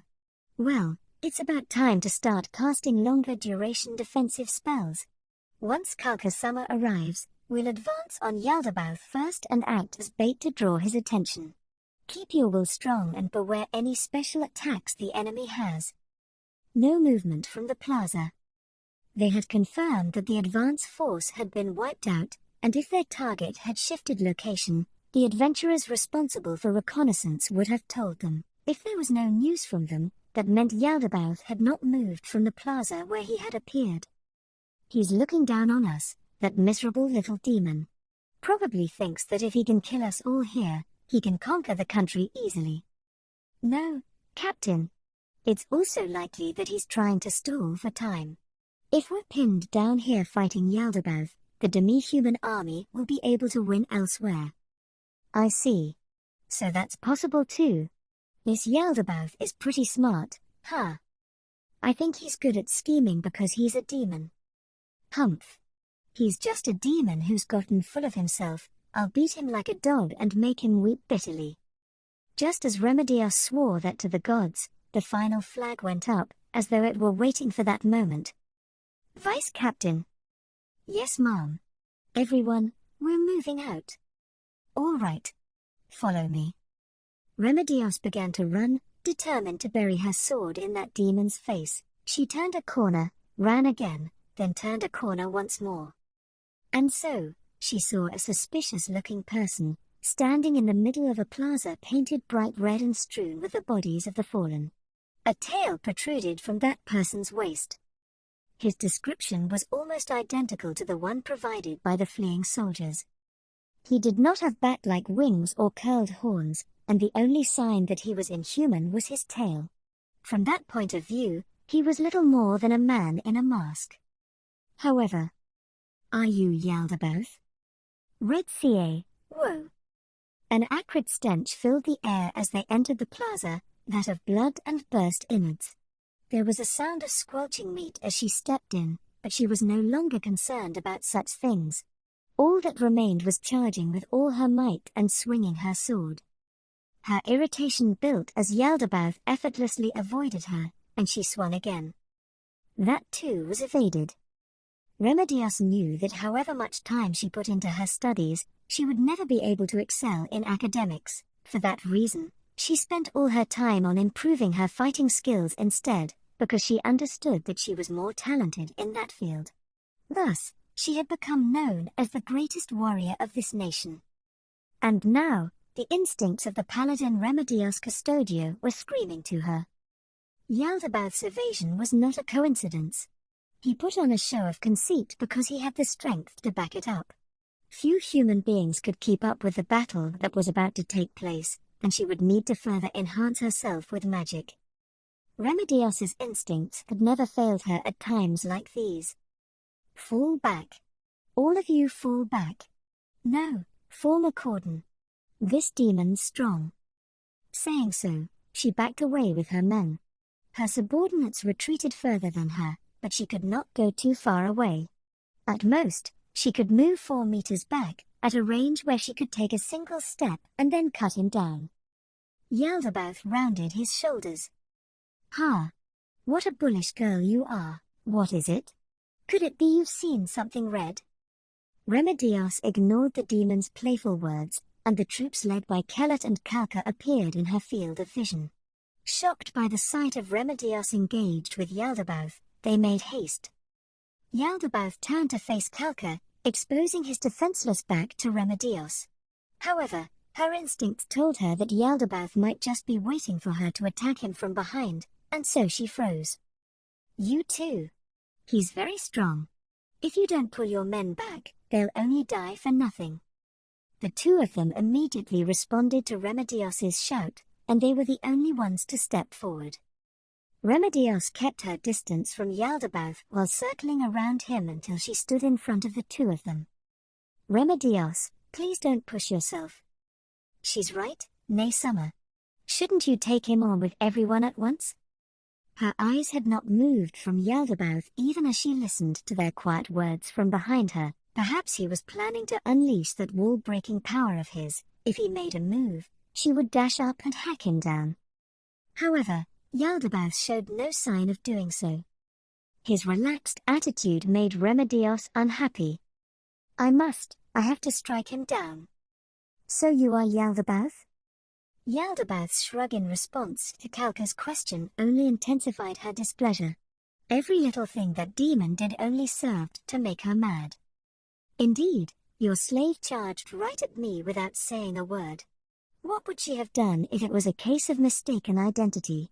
Well, it does interest me that there are savages in the Holy Kingdom who are incapable of speech. Just to be sure, may I ask if you are the reigning Holy King?" "Indeed." "There's no need to tell him your name, Kalka Summer."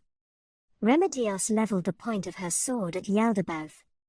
"All you need to know is that he's Yaldabaoth, and all we need to do after that is kill him and send him back to hell. Talking with him is just going to taint your tongue."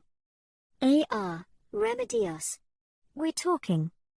Kalka's puzzled words made Remedios tilt her head. Had she said something about this earlier?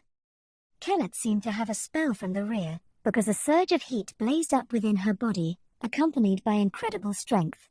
Her attack from just now had been evaded, but now she was confident that she could strike him in this state.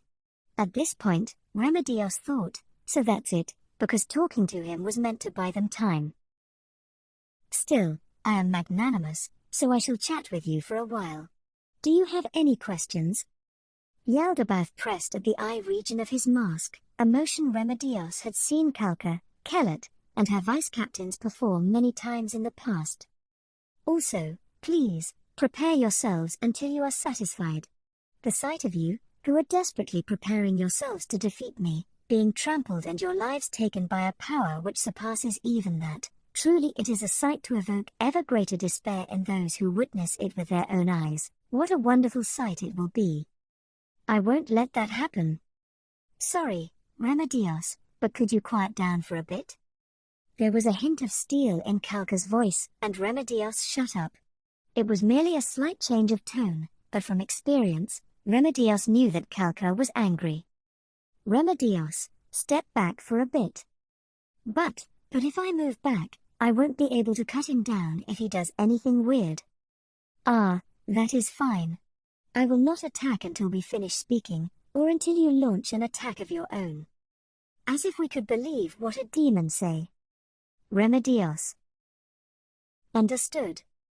Remedios fell back as ordered, and her sister whispered to her through her helmet. Kalka-sama is trying to learn more from the opposition. You need to ignore what that demon says and bear with it. Moo, Remedios grimaced, her face seemingly saying, I'm not happy with this. Their opponent was a demon.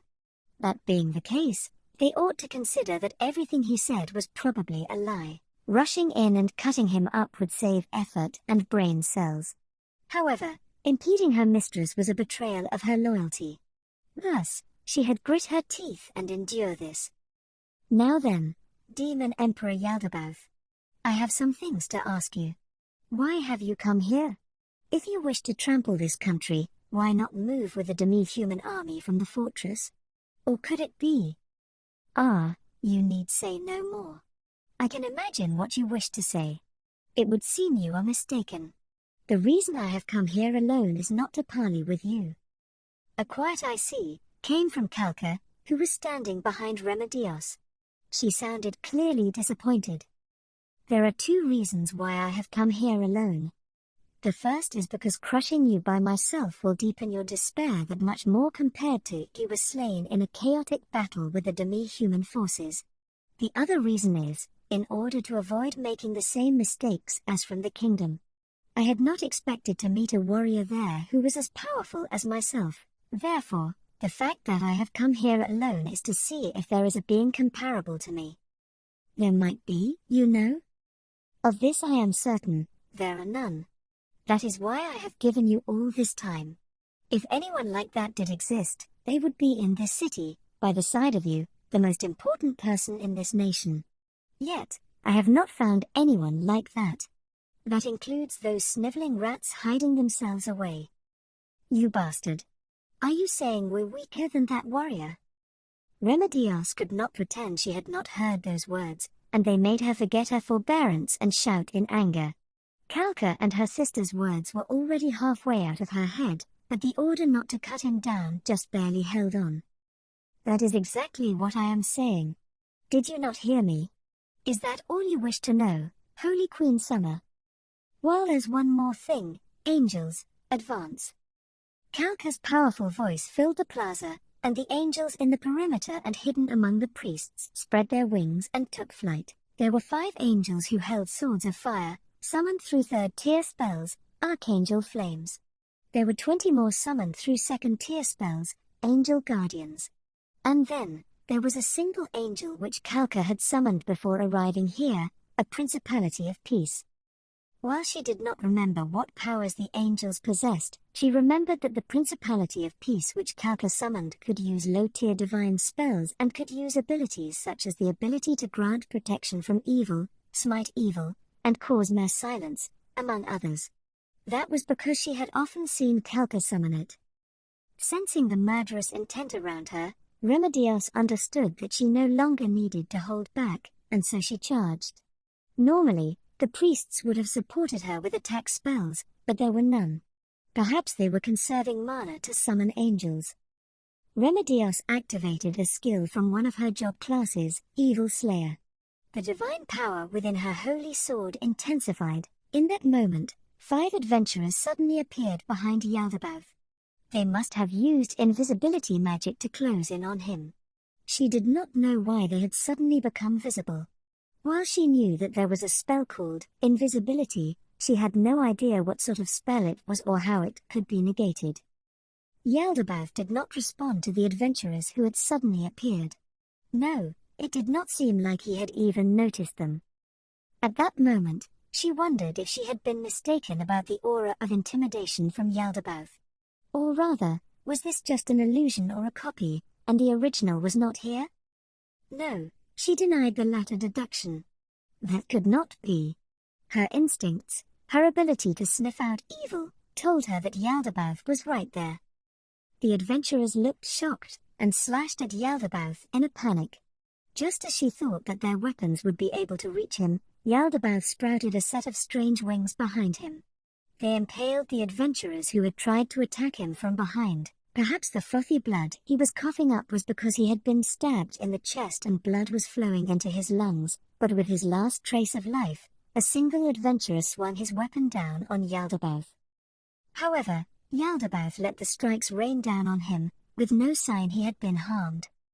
Since they were here, those adventurers ought to have been quite skilled. It was only reasonable to assume that they would be wielding holy elemental weapons as part of their preparations. Even so, they could not leave a mark on him, showing that this demon was quite a highly ranked being. In the few moments that it took the battle conditions to change, the charging Remedios screamed "Yat!" and slashed down diagonally with her holy sword. Yaldabaoth hopped one step back, and those tentacle-like, they probably were tentacles, wings through the perforated adventurers at her. She had no intention of taking it head-on. She took her left hand off her sword's hilt, beating them all aside. Dash flow acceleration, then activated a martial art, stepped forward, and thrust. The holy sword stabbing in at Yaldabaoth's throat was blocked by a set of suddenly sprouted claws. Holy strike. She infused the holy power within her sword into the claws in the instant they made contact. This was an elementary technique for paladins, and it was originally intended to be used in the moment one's blade bit into a foe's flesh, but that did not mean it could not be used as a touch attack. Since most of the divine power simply exploded on the surface, it would not do much harm, but she had still used it anyway. That was because in the moment that the adventurers had been killed, her instincts as a paladin, which her little sister called an animal instinct, screamed that she needed to show that they could still resist Yaldabaoth and prevent the morale of the surrounding soldiers from falling. I see. The angels jammed themselves in between Remedios and Yaldabaoth as the latter was backing off. They launched their attack while floating at roughly head height. TCH, Remedios clicked her tongue. The metallic sound that rang out as her holy sword made contact with Yaldabaoth's claws showed how hard those claws were. In addition, the fact that he could easily evade a blow from her magically enhanced self, although in a somewhat clumsy fashion, showed how high his physical abilities were. There were only a few people who could contend with such a mighty being. While the angels summoned through second and third tier spells usually excelled at slaying monsters, they only served to get in the way during this battle. In particular, the greaves of the angels floating back and forth were an eyesore. Penetrate magic, holy ray. Her sister cast a spell. However, it vanished before Yaldabaoth's face like it had been deflected. Twin penetrate magic, holy ray. Kalka emitted 2 rays of light.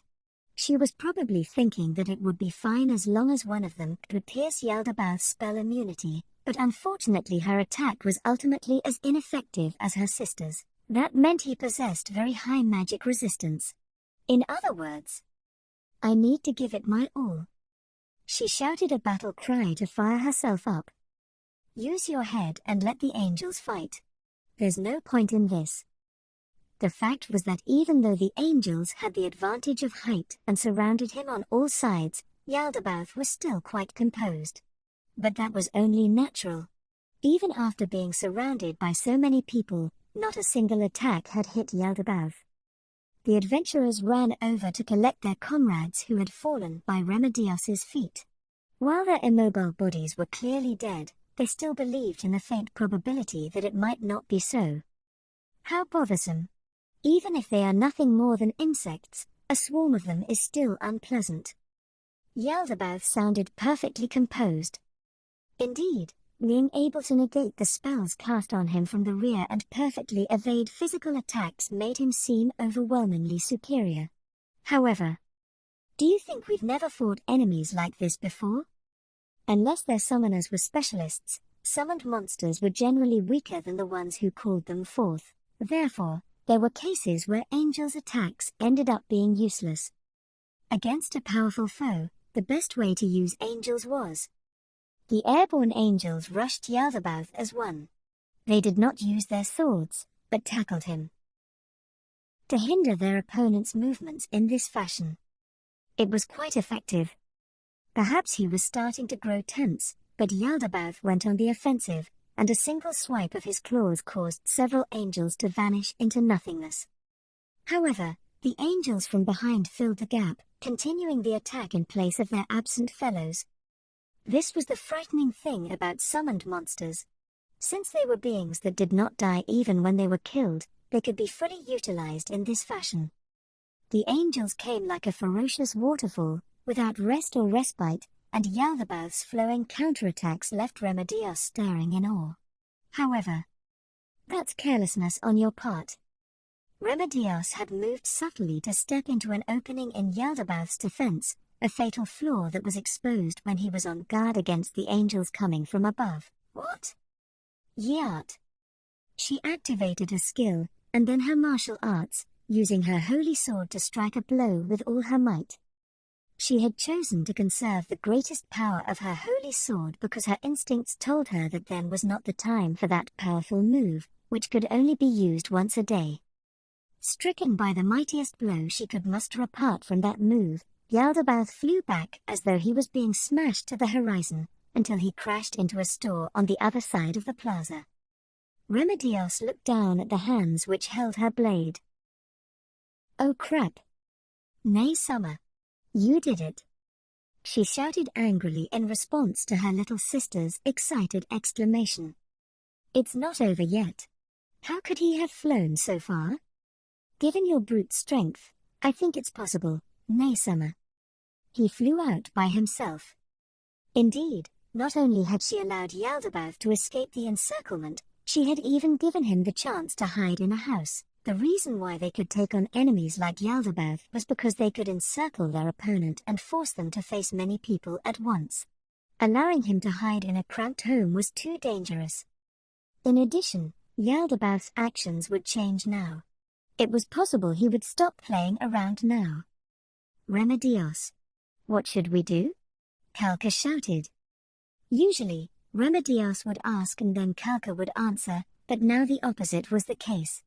During battle, she was better able to make the right choice than the other two. Demolish the house without going near it. After hearing that, the priests cast attack spells one after the other. They collapsed the house in short order. However, it was hard to believe Yaldabaoth had been crushed under the falling debris. Even Remedios in her enchanted armor could survive that much unless she was very unlucky. Also, Remedios looked down at her blade, which was unstained by blood.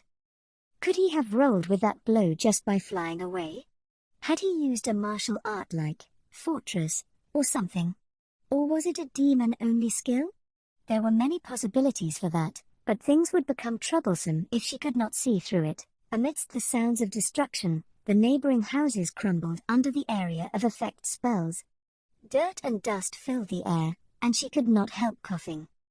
"Say, Remedios, why hasn't Yaldabaoth come out yet?" "Nay, Summer, could it be he's already escaped by teleportation? That demon, who spoke so arrogantly? I can't imagine he'd escape without being hurt. We ought to use fire. Pour on the oil and ignite it. May I ask you to bless it, Kalka Summer?" "Nay, Summer, are we going to conduct the ritual of holy fire? Doing so to harm an opponent? Is that really what a paladin ought to be doing?" "That's fine. If Remedios thinks that's the best way, then we'll go with it." "No, we should do it. Since he's a demon, there's no reason he won't be hurt." Many demons were resistant to fire, but the holy fire was of the holy element, and fire resistance was only half as effective against it. Then, Kalka Summer, the preparations for the ritual. "We don't have time for that. Please use the simplified version." Kalka looked straight ahead as she said that, and from the corner of Remedios's eye, she saw her little sister wondering if she should go but that. Simplifying the holy fire ritual spell would place a great deal of strain on the user's body. This was not something which she, as one of Kalka's subordinates charged with keeping her safe, ought to recommend. However, it would be even worse if they gave Yaldabaoth time. "If you think this is the best way, then we'll do it. However, if I perform it by myself, I won't be able to help you after that. Please keep that in mind." Then, can you light the fire right away? Understow. Kukaku. My, this is quite vexing. Suddenly, Yaldabaoth's voice issued from the pile of debris. Nay, Summer. I know. Remedios immediately stood in front of Kalka and readied her sword. Yaldabaoth had been buried under the house after all. Therefore, bringing up the holy fire attack just then was the right choice. They had not thought that he might have lost consciousness because of the shock of being buried under the fallen house. It would seem that it is time for me to get serious. Oh? Then we should have done it earlier. I'll wait, so why don't you show me your power? Kalka Summer, kill it, get back. Remedios whispered her directions to the other two. At the same time, Remedios fell back as well, allowing the resummoned angels to form a wall along the path between themselves and Yaldabaoth. Oh yes. In that case, please get back. It would be quite disappointing if you were to die from my shockwave. The collapsed pile of timbers and bricks swelled up. As they collapsed to the ground, something massive slowly stood up from among them. Yaldabaoth? Remedios could not help muttering under her breath. That was because he looked completely different from the previous Yaldabaoth. It made her wonder if he had changed places with another demon. However, there could not be many demons who looked like that. Indeed, that was Yaldabaoth. That was Yaldabaoth's true form. It flapped its fiery wings, and flames burned at the end of its long tail. Its brawny, frightening arms were also on fire. Its wicked face bore a wrathful expression. Priests, order the angels to charge. Obeying Kalka's order, the priests commanded their summoned angels to rush in. Yaldabaoth did not strike back at the angels as they swung down with their weapons, it simply endured the blows in silence.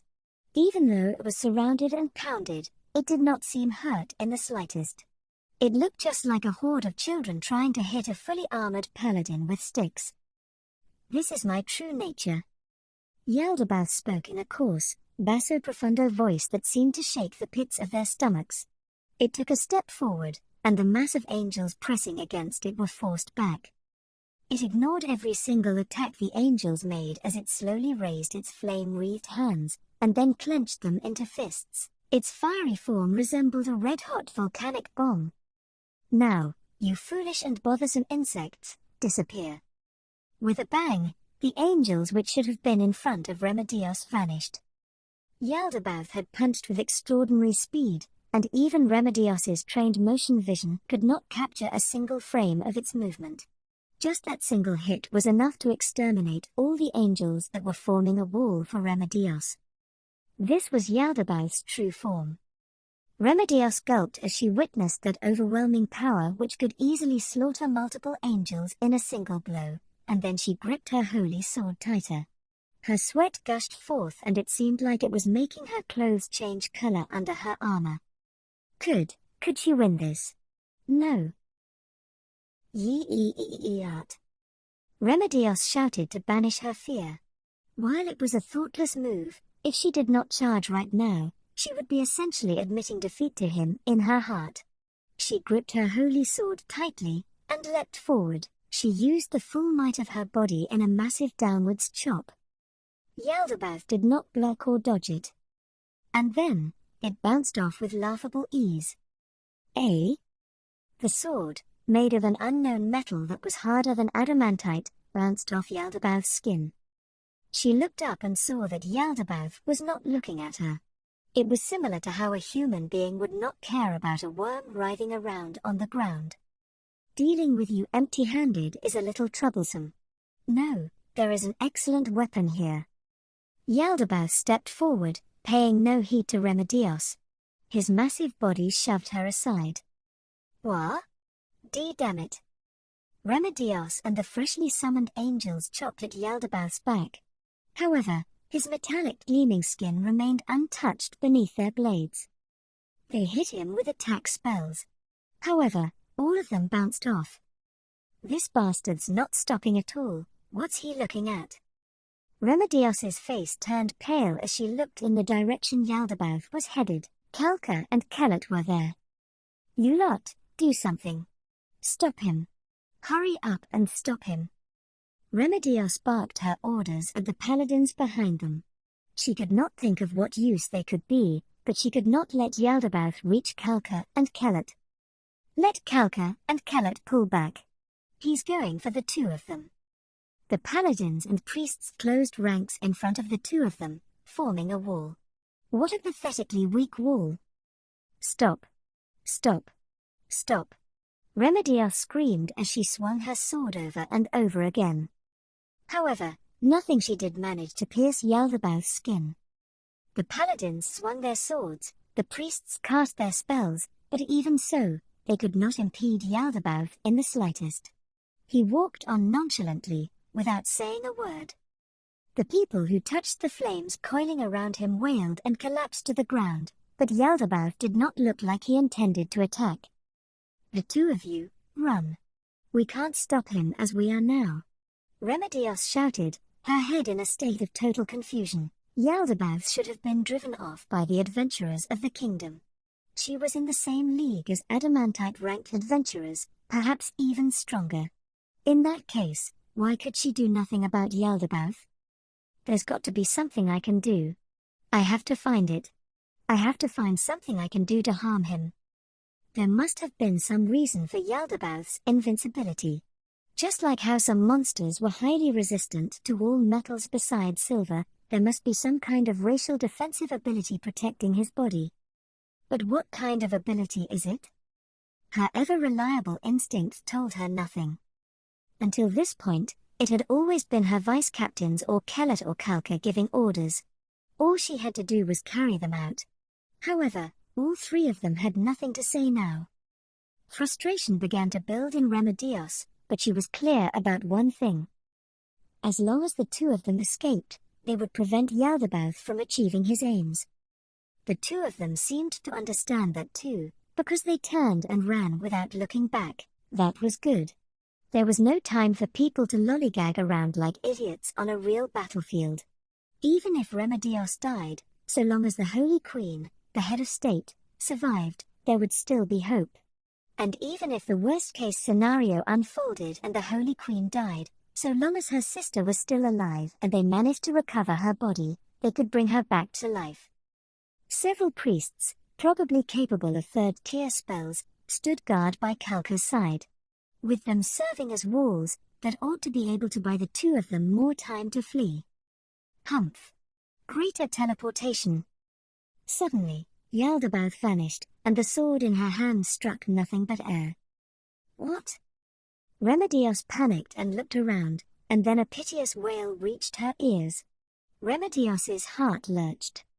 The sound had come from the direction where the two of them had run. However, the wall of paladins kept her from seeing what was going on.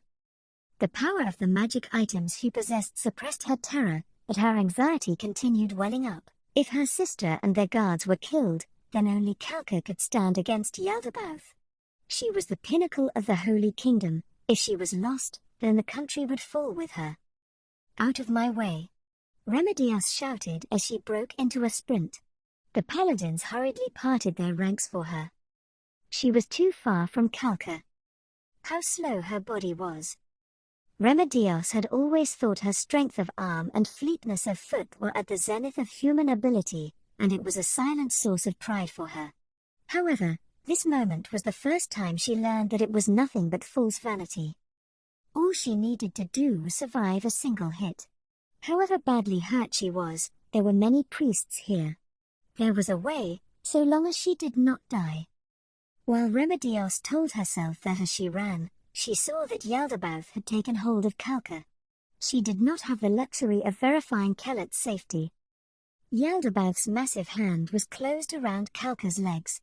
Those hands were wreathed in flame. She heard something like her flesh sizzling under the heated armor, and her helmeted face seemed to have gone mad with pain as she clenched her neat rows of teeth. The despicable bastard. He's taken a hostage. Was Yaldabaoth going to make some kind of demand? Having taken a fighting stance, Remedios found herself doubting the words he said next. An excellent weapon. Huh? Remedios glanced at the holy sword she was holding. Did he want that? From the moment I first saw it, I felt that it would make an excellent weapon. He raised his arm, lifting Kalka to his line of sight. Yaldabaoth flexed his arms. It looked just like he was making practice swings. There was a crack, and Kalka whimpered in barely suppressed agony. Unable to bear the force of Yaldabaoth's overwhelming power and the weight of her own body, the joint of her knee now bent in a direction it was never intended to face. It was then that Remedios realized Yaldabaoth's meaning. He meant to use the Holy Queen, Kalka Besseres, as a weapon. You, what are you? She could not understand it. However, she had no choice but to understand it. All right, is it my turn now? A wicked smile appeared on that furious face, and Yaldabaoth approached her. What should she do? Remedios backed off, and the paladins behind her retreated as well. What can I do at a time like this? What should I do? Remedios looked around for help, and behind Yaldabaoth, she saw the priests protecting Kalka, and Kelet collapsed on the ground. While the priests were motionless, her sister was still moving faintly. Perhaps she had secretly cast a spell. Kelet's still alive. But who should I save first? I have to ask Isandro. Isandro, what should we do? Retreat. Understood. Everyone, retreat. Fall back. Fall back. What? Not fighting? And after I went to all this effort to obtain a weapon with which to crush you. Fireball. Yaldabaoth extended the hand that was not holding Kalka and discharged a third-tier attack spell. The fireball flew over and burst, immolating the paladins within its area of effect. Protected by fire-resistant spells, the paladins barely managed to avoid being fatally wounded. However, it was simply that they had not died. Kalka squirmed and struggled desperately, but she could not escape Yaldabaoth's hold. What an annoying woman. You are a weapon now. Act like one. Yaldabaoth's body flexed slightly as he raised the arm that held Kalka. Stop. Remedios cried out in mournful agony as she realized what Yaldabaoth intended. And then, Yaldabaoth swung down, ignoring her wails. Splat. Kalka could not protect herself in time, and her face smashed viciously into the ground. After that, Yaldabaoth slowly raised his arm again, and Kalka dangled limply from his hand, having lost the will to resist him. Her helmet was open-faced. That was to raise the troops' morale with her beauty. However, that beautiful face was now a mass of fresh blood. It would seem the bridge of her nose had been crushed flat, because that part of her face was a smooth expanse now. You son of a bitch. You idiot. Stop. One of her men, a paladin, could not stop himself from drawing his sword and charging out. She wanted to stop him, but it was too late. Yaldabaoth swung his weapon at the paladin, with a speed that did not seem like he was holding a human body. The two of them collided, and the paladin was sent flying with a thunderous crash of metal. His armor was staved in like he had been hit by a giant, showing how intense the collision with Kalka had been. Remedios's eyes could not leave Kalka's body. Humans might have softer skins than other species, but strong humans could enfold their bodies in ki or magic, and if they were still conscious, they might be able to endure a slash without being hurt. Indeed, if they were conscious. Perhaps it had been knocked loose by the impact, because her helmet had flown off and her long hair played wildly in the wind. Her inverted face was a bloody mess, her nose smashed and her front teeth shattered, her eyes rolled up and a faint moan leaking from her throat. Her beauty, regarded as a national treasure, had vanished without a trace. Her present state was too tragic for words.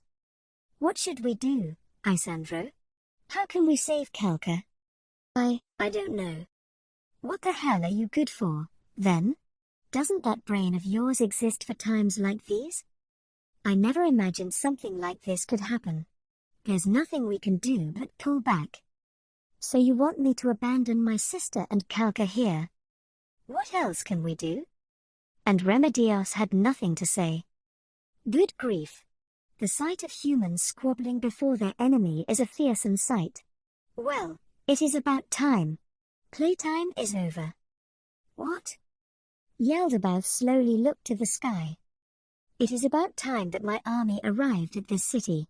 I need to smash the gates and usher in a storm of slaughter and carnage. Do you think we'll let you do that? Allow me? I do not need you to allow me anything. All you need to do is accept it. Like, say, the gift of a star. Yaldabaoth raised the hand that was not holding Kalka, and then, like he was searching for something, he pointed to the sky. Stop! Remedios shouted because she did not know what he was going to do. However, everyone was frozen in place, their hands tied. That was because they could not attack Yaldabaoth, who held the Holy Queen hostage. No, everyone was afraid that if they attacked him, he would block it with Kalka's body. What would they do if Kalka died from their blows? Heedless to the confusion of Remedios and the others, the star fell.